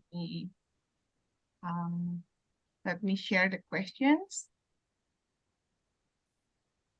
Okay. This one. Okay. Can you see my screen now? Not yet. Okay. Wow. All right, here I can. Can you make it bigger, please? So down at the bottom right, enlarge it to 170. Actually, these questions are being addressed to the first and second speaker. So question number, perfect. The three first question is for, the questions are for Mr. Ali. Yeah, I will read one by one. First one is from Erna Tipping, FKIP Universitas Bung Hatta. What kind of e-portfolio for the speaking subject and other subject that need oral practice? Thank you very much. The second one is from Ferry Yonanta. Is there any specific feature which can be used to detect any plagiarism case or to check whether students cheat or copy-paste others' assignment? Maybe two first, or Sir Ali? Okay, thank you, Miss Melly. Hello, Prof. Korten. Nice to meet Hello, you. Raden. Yeah. Okay, Nice to see you. Melly, I'd like to give response to the first questions from Bu Ernati. What kind of e-portfolio that for the speaking subject and other subject that need oral practice? Yeah, for speaking, I'd like to say again, to state again that in this new normal era, now, we do the offline class as usual. So we do the practice of speaking in the class, but we can add some assignments, let's say to have, public speaking, let's say for speaking class, yeah. They have to record themselves on the audio video format. Then they have to upload the video into YouTube, yeah. So then we as lecturers can can monitor the students' work through the e-portfolio that is the files is uploaded onto YouTube. Yeah. And so just usual for the for the offline class, but we add for the documentations of students' performance. Yeah, they have to, let's say for the conversation, yeah, like practicing discussion, academic discussion, let's say they do it through Zoom. It's easier to to record, yeah, technically. The second one, is there any specific features, yeah, to be used to detect any plagiarism case? From Bu Ferry Yonanta, Bu Ferry or Pak Ferry, I don't know. Bu Ferry maybe, yeah. Pak Ferry. Pak Ferry. Google site doesn't provide features for checking plagiarism. if you are going to check, we can use other platforms like Turnitin and other platforms, right? But from the discussion forum, among the students' discussion, they can monitor and control one another. Yeah, one case happened in my class. There is one student that just copy paste other students' work, and he or she uploaded on his or her e-portfolio. Because there is check and recheck from other students, then the students who has the original work, they give report to me, sir. One student, my friends, copy my work and he upload or she upload onto his or her e-portfolio. Okay, you may contact him or her directly, then say that I know that you copy my work, so you have to, what is it? You have to change your work that you upload your assignment. And I say that if he doesn't respect to your, doesn't give a good respond to your statement or your complaint, I will say to him. Okay, that so can give control because of the discussion forum. Okay, that's the two Okay. questions, Miss Melly. Thank you so much, Pali. I think that answers the question, yeah, already. And the third question is from Santi Oktarina. Thank you for the very interesting explanation. Still addressed to me, Mr. Ali. Here is the question. However, I'd like to get more, Given the limited features in Google Sites, particularly the lack of commenting and graduating features, why do you prefer using Google Sites for portfolios instead of Google Classroom? Because Classroom, students and lecturers can discuss, get feedback, and be graded on their work and participation. Moreover, we can get their score list. Plus, it has scheduling meeting with Gmeet, with Google Meet, which permanently available in Google Classroom without creating schedules for every meeting. It also allows the students to involve multiple lectures. Could you explain the benefits of using Google Sites despite these limitations? Okay, like what I present before, I give 3 reasons, but I can add more. Yeah, why I choose platforms, Google Sites platform as our platforms. Before I choose Google Sites, I tried the other platforms like WordPress and Blogspot. But after I compare one another, I prefer to choose Google Sites. Why?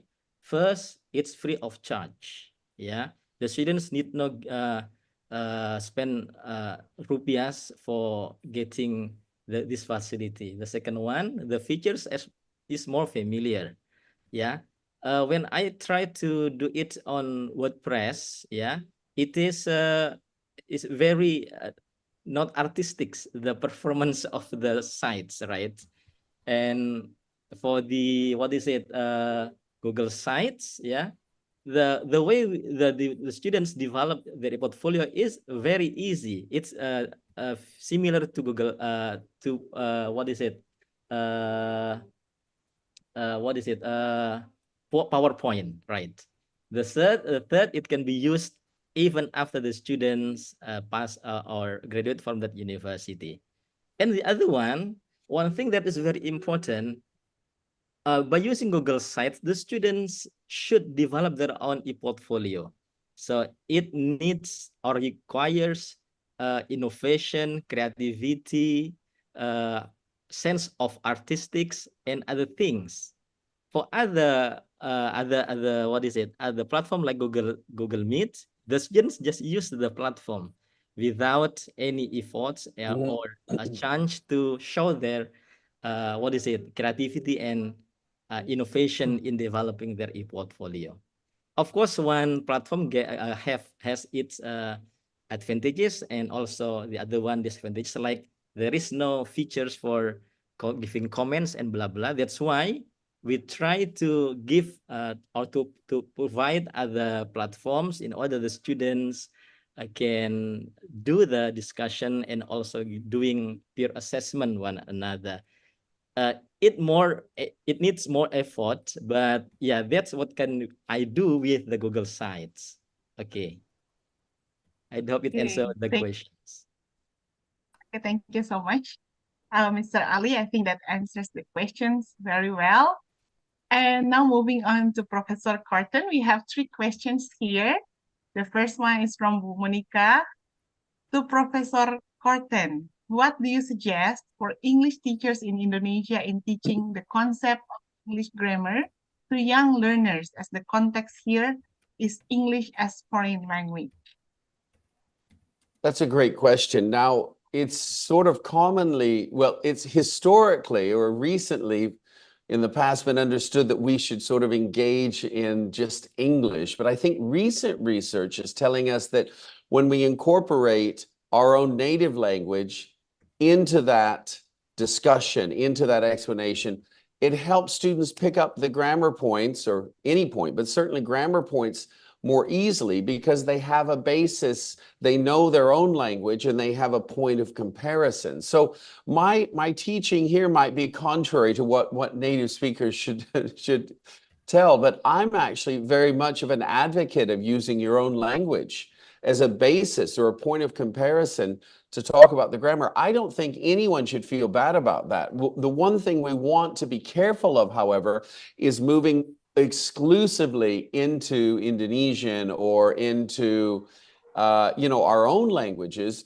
and suddenly English is just, it makes a cameo. Now this is a nice phrase. Cameo is an appearance you just make one time in a theater performance. So you don't want that scenario where suddenly you're just operating in a sort of theoretical framework and there's no English being spoken. But I'm a big proponent of using what the students inherently and consciously and actively know, which is their own language. And that point of comparison, that bridge, I think, can be very effective in speeding up the process.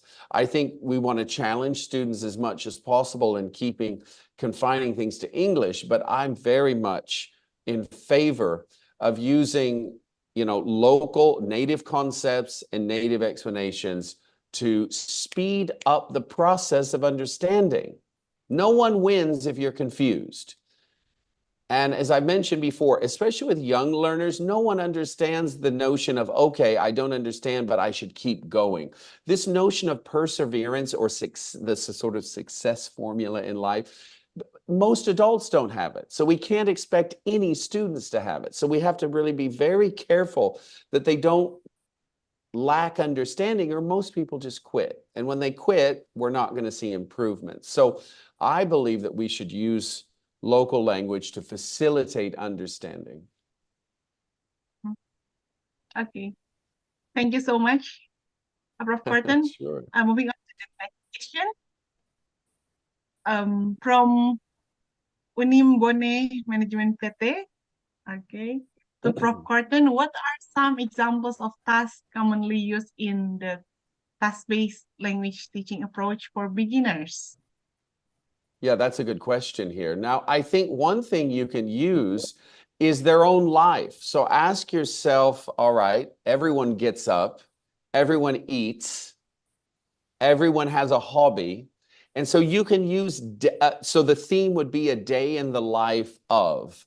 So start there, because everyone relates to waking up, eating breakfast, going to sleep, meeting friends, and having hobbies. So in that sense, then we can build very basically sort of tasks that talk about, eating. Now, maybe waking up, we have that phrasal verb wake up, that might be too complicated for beginners. So let's just talk about eat. And we can have, something around eating. And so we can, they can narrate their breakfast experience or what they do in the morning in present simple. So I would keep it simple, and I would stick with the most obvious relationships. And a day in a life, I think, is an obvious beginning here. Hobbies. Okay. Okay. You Thank can you so also, much, one Prof. other thing, I mean, there are lots of different things that you can ask, describing your friends. So if you want to talk about adjectives or the to be verb, if for beginners, describe your best friend or describe a friend, and use very basic adjectives. He's tall, and I mean, this is not the strongest task-based exercise, but we all have friends for a reason. And if we can explain some of their attributes, even if it's crude means, very basic sort of terminology, I think that's, broadly speaking, a task. One other thing, meeting friends, we've talked about that. I think all kids like to go shopping. So if you have a shopping experience, that's something else you can do. And you can probably use, countable nouns, uncountable nouns when you're talking about shopping. It depends on what you're buying, whether it's countable or uncountable, especially if you're accompanying, if you go with your parents, if they're young kids, if you go with your parents shopping, you buy, you grab the milk. Is it countable or uncountable milk? And so these sorts of things I think we can find. Okay. And the last question in my list is from Ferryonanta again, yeah. Dear Prof. Korten, can we integrate teaching grammar with other skills? If yes, how to integrate and assess them? Okay, yeah, I think you can.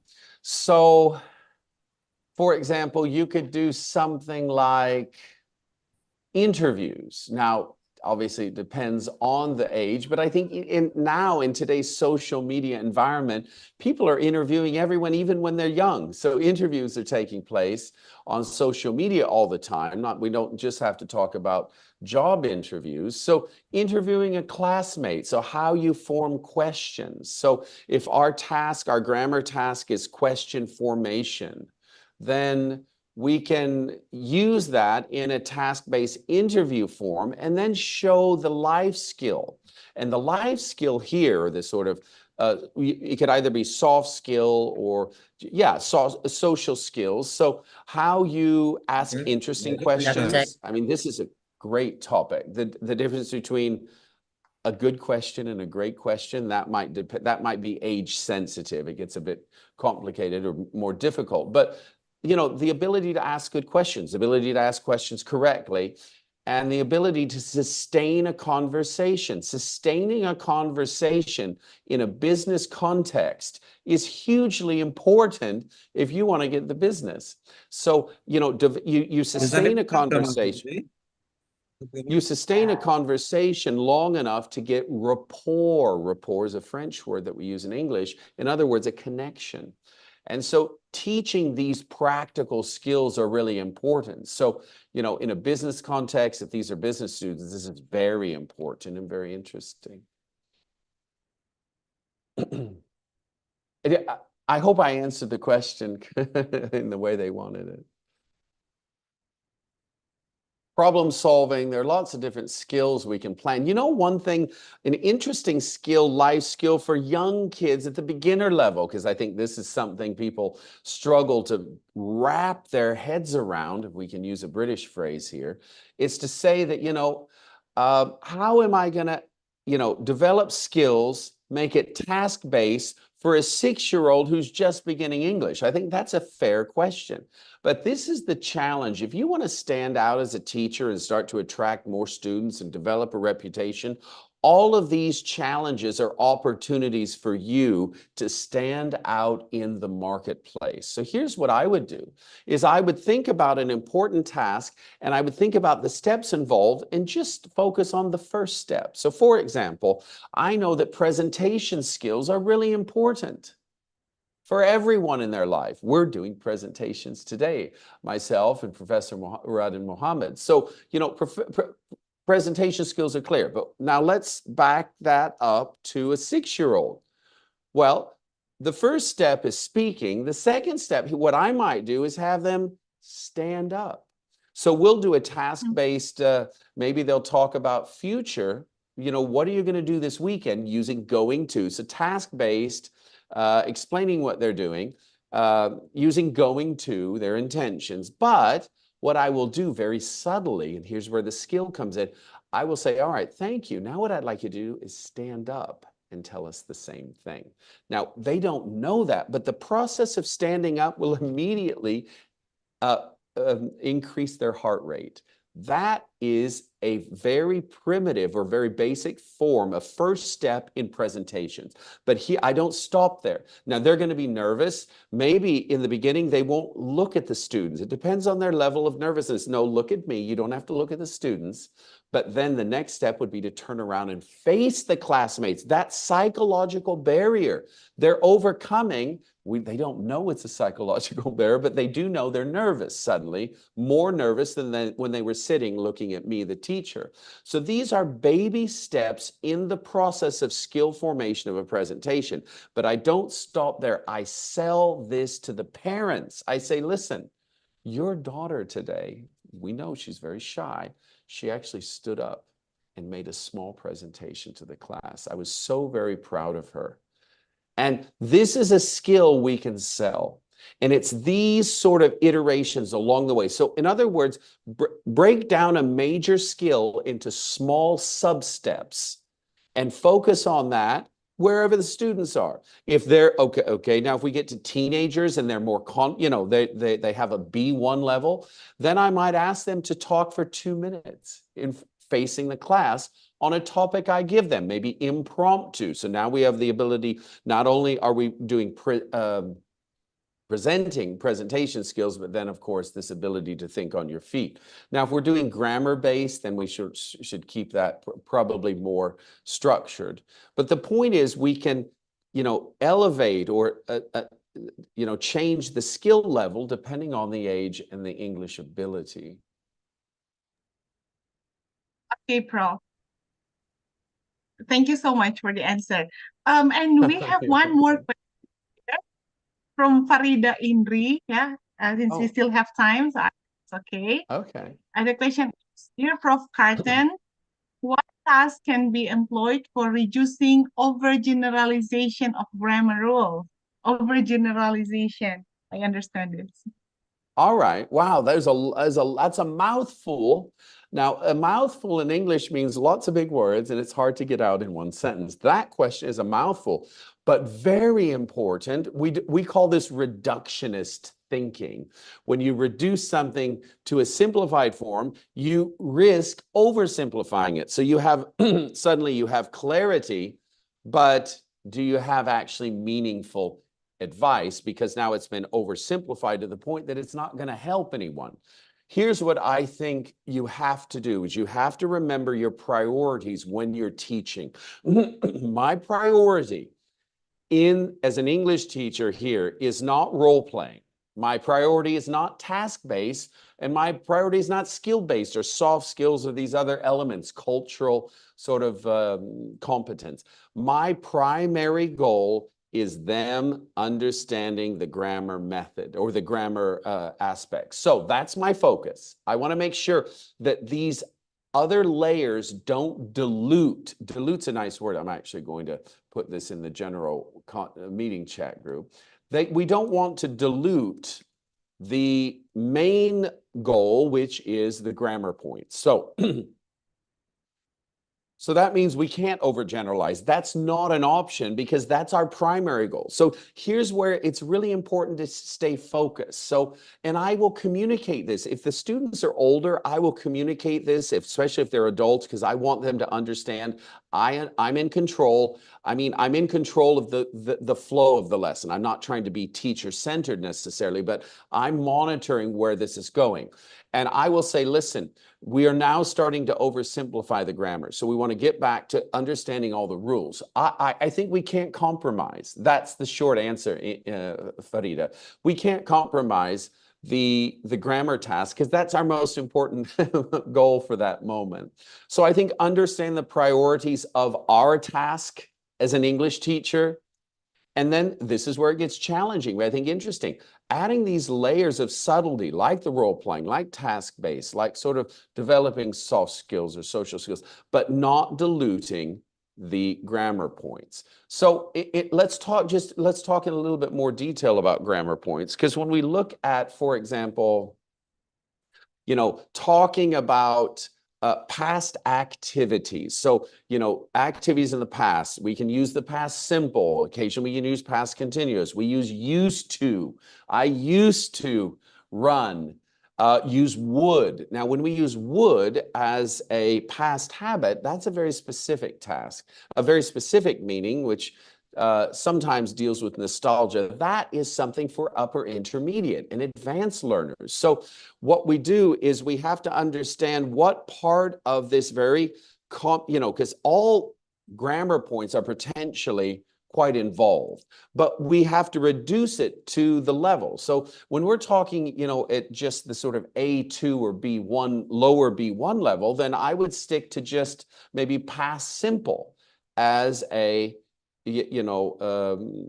habits in the past. So I don't think it's overgeneralizing to use just the past simple for the A2 student. Used to, we can incorporate at the B1 level. So I think we have to ask ourselves what's appropriate for the level and make sure we teach everything that's appropriate. We can't compromise on that. We can't overgeneralize, or I think we've lost the main point. So if you, for example, if you go to your teacher, to the parents, and you're selling them saying, oh, Sally stood up and made a short presentation. We did, actions in the past. But she says, okay, but she still doesn't understand the grammar. She can stand up. She's no longer afraid, but she doesn't understand the grammar. I think we failed. I would call that a fail. We have to first make sure they understand the grammar point. That's our first calling. If we can add this confidence building on top of that, we're a double winner. We call that a lottery winner. Okay, thank you so much, Prof. Korten, for the very clear explanation. Yeah, it's very challenging for us English teachers here in Indonesia, especially here in Indonesia, we are teaching English as a foreign language. That's why teaching grammar is somehow very challenging, especially for those who are afraid of making mistakes. They don't want to speak anymore if they, yeah, I think your presentation is very insightful and inspiring for us as English teacher. Thank you so much. Okay, I think we still have time, yeah, maybe 5 minutes. So I would like to invite one participant who want to ask question directly. This is a great opportunity for you. So I'd like to invite one. Is there anyone who want to ask question directly? Only one participant, please. Now, some people are trying to speak, but they're muted. You might have to explain they have to unmute themselves, how to do that. Yeah. Okay. If you want to ask question, please unmute and ask question directly. You can ask question to both speakers. So for those who don't know, and I'm sure most do, the mute is the audio microphone found at the bottom left corner of your screen. So you've got to go to the bottom left and unmute. I see some people looking for that right now. All right. Yeah. Okay, or you may raise your hand and the host will help you to unmute. You find difficulties for unmute. Anyone? Can I give response? Okay, yeah, please. Sure.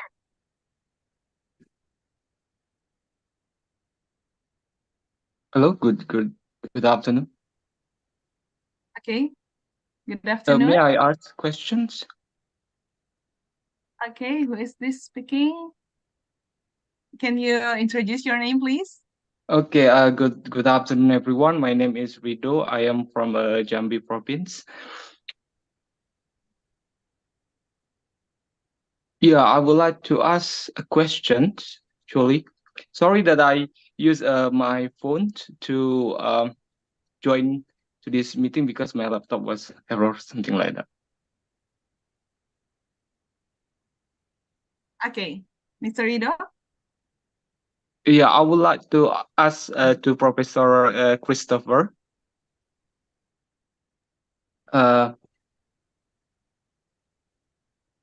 Actually, what is the difference between a project-based learning and a task-based learning? Actually, these two strategy has quite similar purposes, but actually, I would just want to know your explanation about these two different strategy. Okay, I'll just tell you in my own mind what they are. for me, project-based is much more involved. It's a lot longer process. A project is a lot longer. A task is something you can do in a confined space of one meeting. But a project is more involved, more complicated task.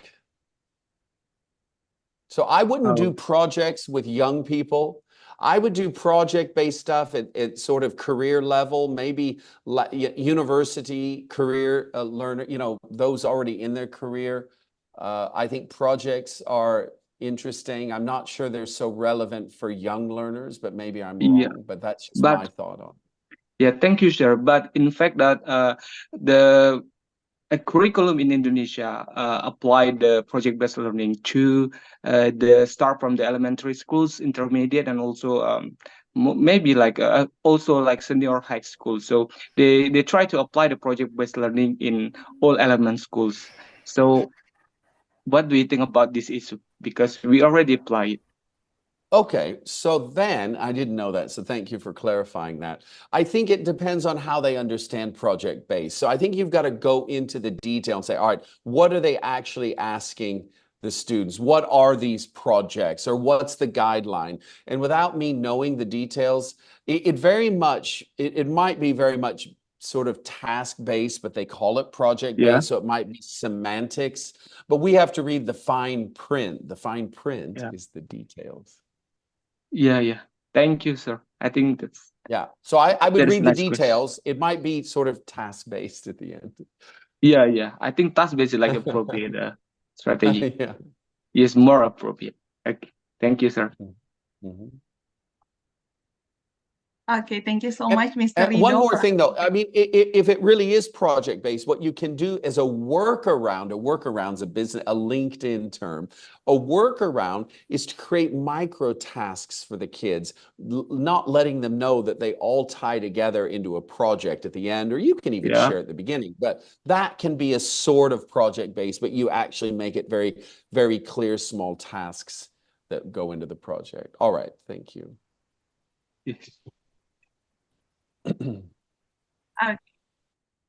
Thank you so much, Mr. Rido. Thank you so much for the questions. Also, I would like to thank everyone who have contributed in Miss Ellie, do you still have time? Please, Tali. Oh yeah. 3 minutes. Yeah, sorry, because I also share Google Form to the audience, so I got some response and feedback from the audience. Thank you very much for the responses. I'm very happy, but maybe I think I need to give some responses or answer to the questions or like request, to have more workshop or training for the participants, most of them need to have more detailed workshop. So like what I said, it is just a kind of introduction about electronic portfolio. So usually we do this one for the first step, and after that we make a kind of follow-up program focusing on how to develop a portfolio for lecturers, for teachers, and also for students. And we did it for many times online. So for those who wants to have workshop, to how to develop a portfolio, how to develop learning using e-portfolio or combining e-portfolio with offline classes, it's very possible. So I have put my number on my slides, and the committee have shared to the audiences, to participants. You can contact me, Even some ask me to make a kind of workshop on their university, I'm ready. And I give an offer for those who are in Kalimantan Selatan and also in Sumatera Utara, Inshallah we are ready to be there, freely, without any charges, because I have fund from my research from the Ministry of Kemenristek, Kemenristek. But for those who wants me to come to your university, maybe you can contact me personally. because it related to transportation and any others, yeah. But if it is done online, I say I will be happy to give the workshop freely. Even I can provide the Zoom and many others, yeah, with my team, of course. Maybe for the teachers, maybe if you have like what we call how to say asosiasi guru bahasa Inggris, how to say this in how to say in bahasa Indonesia, ya, Asosiasi Program Studi forum Pendidikan Bahasa Inggris. forum guru, ya, apa namanya ya? GMP. Apa MGMP, Jawara MGMP. guru. Jawara Ya, guru. ya MGMP, ya. Katakan mungkin di kabupaten mana dan sebagainya. Kalau mau online silahkan di-organize, ya, supaya efektif, mungkin bisa mulai dari katakan 15 sampai berapapun orangnya silahkan, ya. Tapi maksud saya supaya bisa lebih bersama-sama. Jadwalnya pun bisa diatur, ya. Silahkan bisanya kapan, then you contact me. Termasuk prodi-prodi yang mungkin ingin melakukan tetapi mungkin jaraknya tidak cukup dekat dari Jogja, ya, di Kelabat. Oh, ini Kelabat juga ada request Bu Umi sama Bu Meli. Ya, ya coba besok kita bincangkan di waktu saya ke Makassar ya, insya Allah ya. Mungkin bisa kita lakukan, Bapak Ibu, betul saya tawarkan untuk mungkin nyusun proposal penelitian bersama, menulis bersama. Saya sudah lakukan dengan mahasiswa saya, alhamdulillah lancar gitu ya. Kemudian berikutnya I need to make a kind of collaboration with other lecturers. Jadi sekali lagi kalau ada yang menghendaki, please contact me. Kita bisa atur semuanya secara teknis dan sebagainya. Jika online 100% free, ya. Bahkan Zoom-nya pun bisa kami siapkan. Ya, silahkan. Kalau dekat dari Jogja mungkin saya bisa ke sana. Ini dari Wonosobo kayaknya buka prodinya ingin ada workshop di sana. Monggo Bu kontak saya ya Bu ya, nanti bisa kita atur insya Allah. Wonosobo tidak terlalu jauh dari Jogja. Insya Allah saya bisa ke sana ya. Tapi kalau luar Jogja apalagi luar Jawa mungkin kita bisa diskusikan lebih ini. Untuk yang Sumatera Utara dan Kalimantan Selatan bahkan saya challenge ya, saya offer silakan koordinasi dengan Ketua APSPBI-nya Bu Haura dan Pak siapa di sana ya Pak Firman ya, kalau yang di Sumatera Utara, yang di Medan, mungkin ada yang siap jadi host dan sebagainya, silahkan. Insya Allah kami siap datang. We are ready to come. Ya, karena we have the fund from the Ministry of Education ya. Okay, thank Thank you. you. Thank you, Yeah. Pak Ali. I know my dean is here. Hopefully, we can have some workshop also from you. And now I would like also to give this opportunity to Prof. Korten to promote your e-course. I just want to say that if anyone's interested in following up or developing any of the skills that my courses address, which would be anything from general English, teacher training, to business English, I also want to reach out if anyone's doing any ed tech, so tech startups in the education sphere or contacts in that area, why don't you reach out to me and we'll have an interesting conversation about that. So anyone interested or with contacts in that area, reach out to me and we might be able to work together. Okay, thank you so much. And I want to and I just want to thank Umi for the invitation. I see the number of people here. It's a very vibrant, very active group. And it's an honor to present here. It was a real pleasure to share, and I hope that it won't be the last time. So thank you, so much. Mieli and Umi. Thank you both. Thank you so much. You are welcome. it's a perfect collaboration, I think, yeah, after learning about how to teach English from Professor Korten, we learn how to assess innovatively from Pak Ali. Thank you so much, APSPBI, Dr. Umi. Thank you so much for organizing such a webinar. We are so blessed by this webinar. And now I have the pleasure of presenting the certificates of appreciation to both of our esteemed speakers. I would like to invite the operator to please share the certificate. I would like to read the certificate. Okay. Thank you First very is much, APSPBI, Bu Umi, and also all of the committees. Thank so you. this is the certificate of appreciation proudly presented to Raden Muhammad Ali for the great sharing in the international webinar on English language teaching, episode 2, promoting innovative assessments in EFL classroom, organized by Asosiasi Program Studi Pendidikan Bahasa Inggris APSPBI, August 22nd, 2024, signed by the President, Dr. Umi Karatisham, General Secretary, and also a person in charge. I'm sorry, I couldn't mention one by one because it's too small. And the second, certificate appreciation, proudly presented to Christopher Korten for the great sharing in the international webinar on English language teaching, episode 2, promoting innovative assessments in EFL classroom, organized by Asosiasi Program Studi Pendidikan Bahasa Inggris APSPBI, August 22nd, 2024, signed by the President, General Secretary, and person in charge of APSPBI. Thank you so much, everyone. For those who want to say thank you, maybe we can do it by giving reaction, yeah, by showing our reaction. Maybe we can give applause or anything. Thank you so much.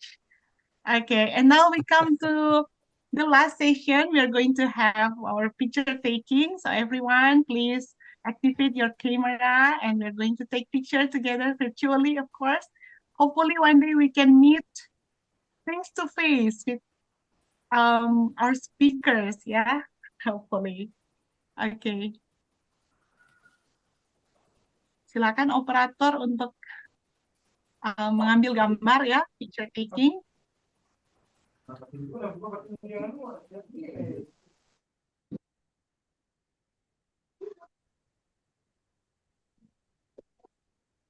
Okay.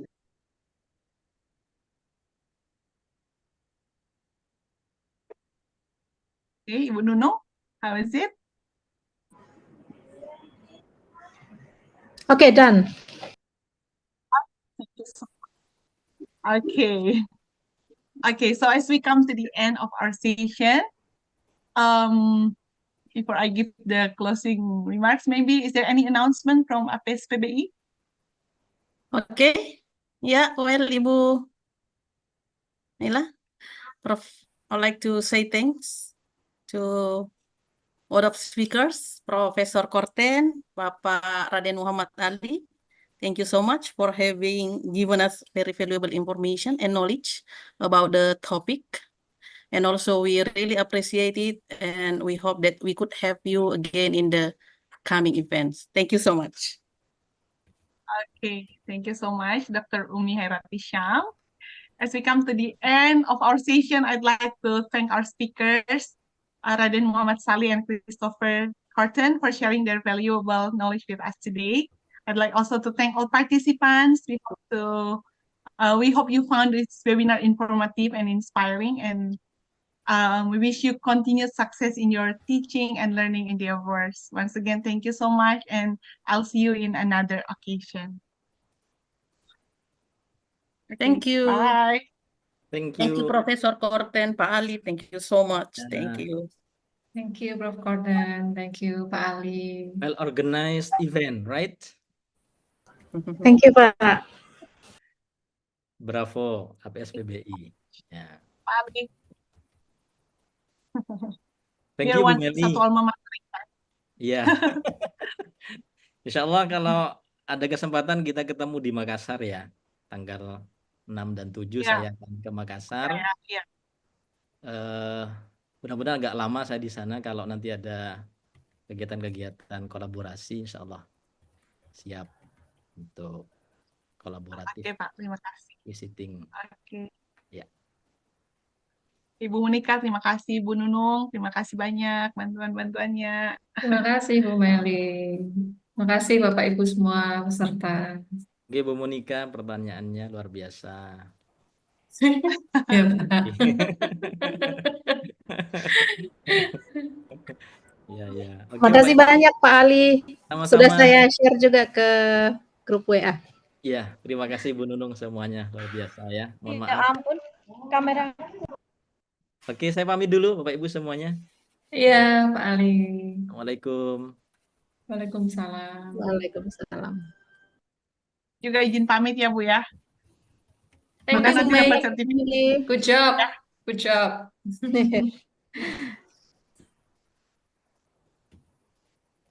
Oke.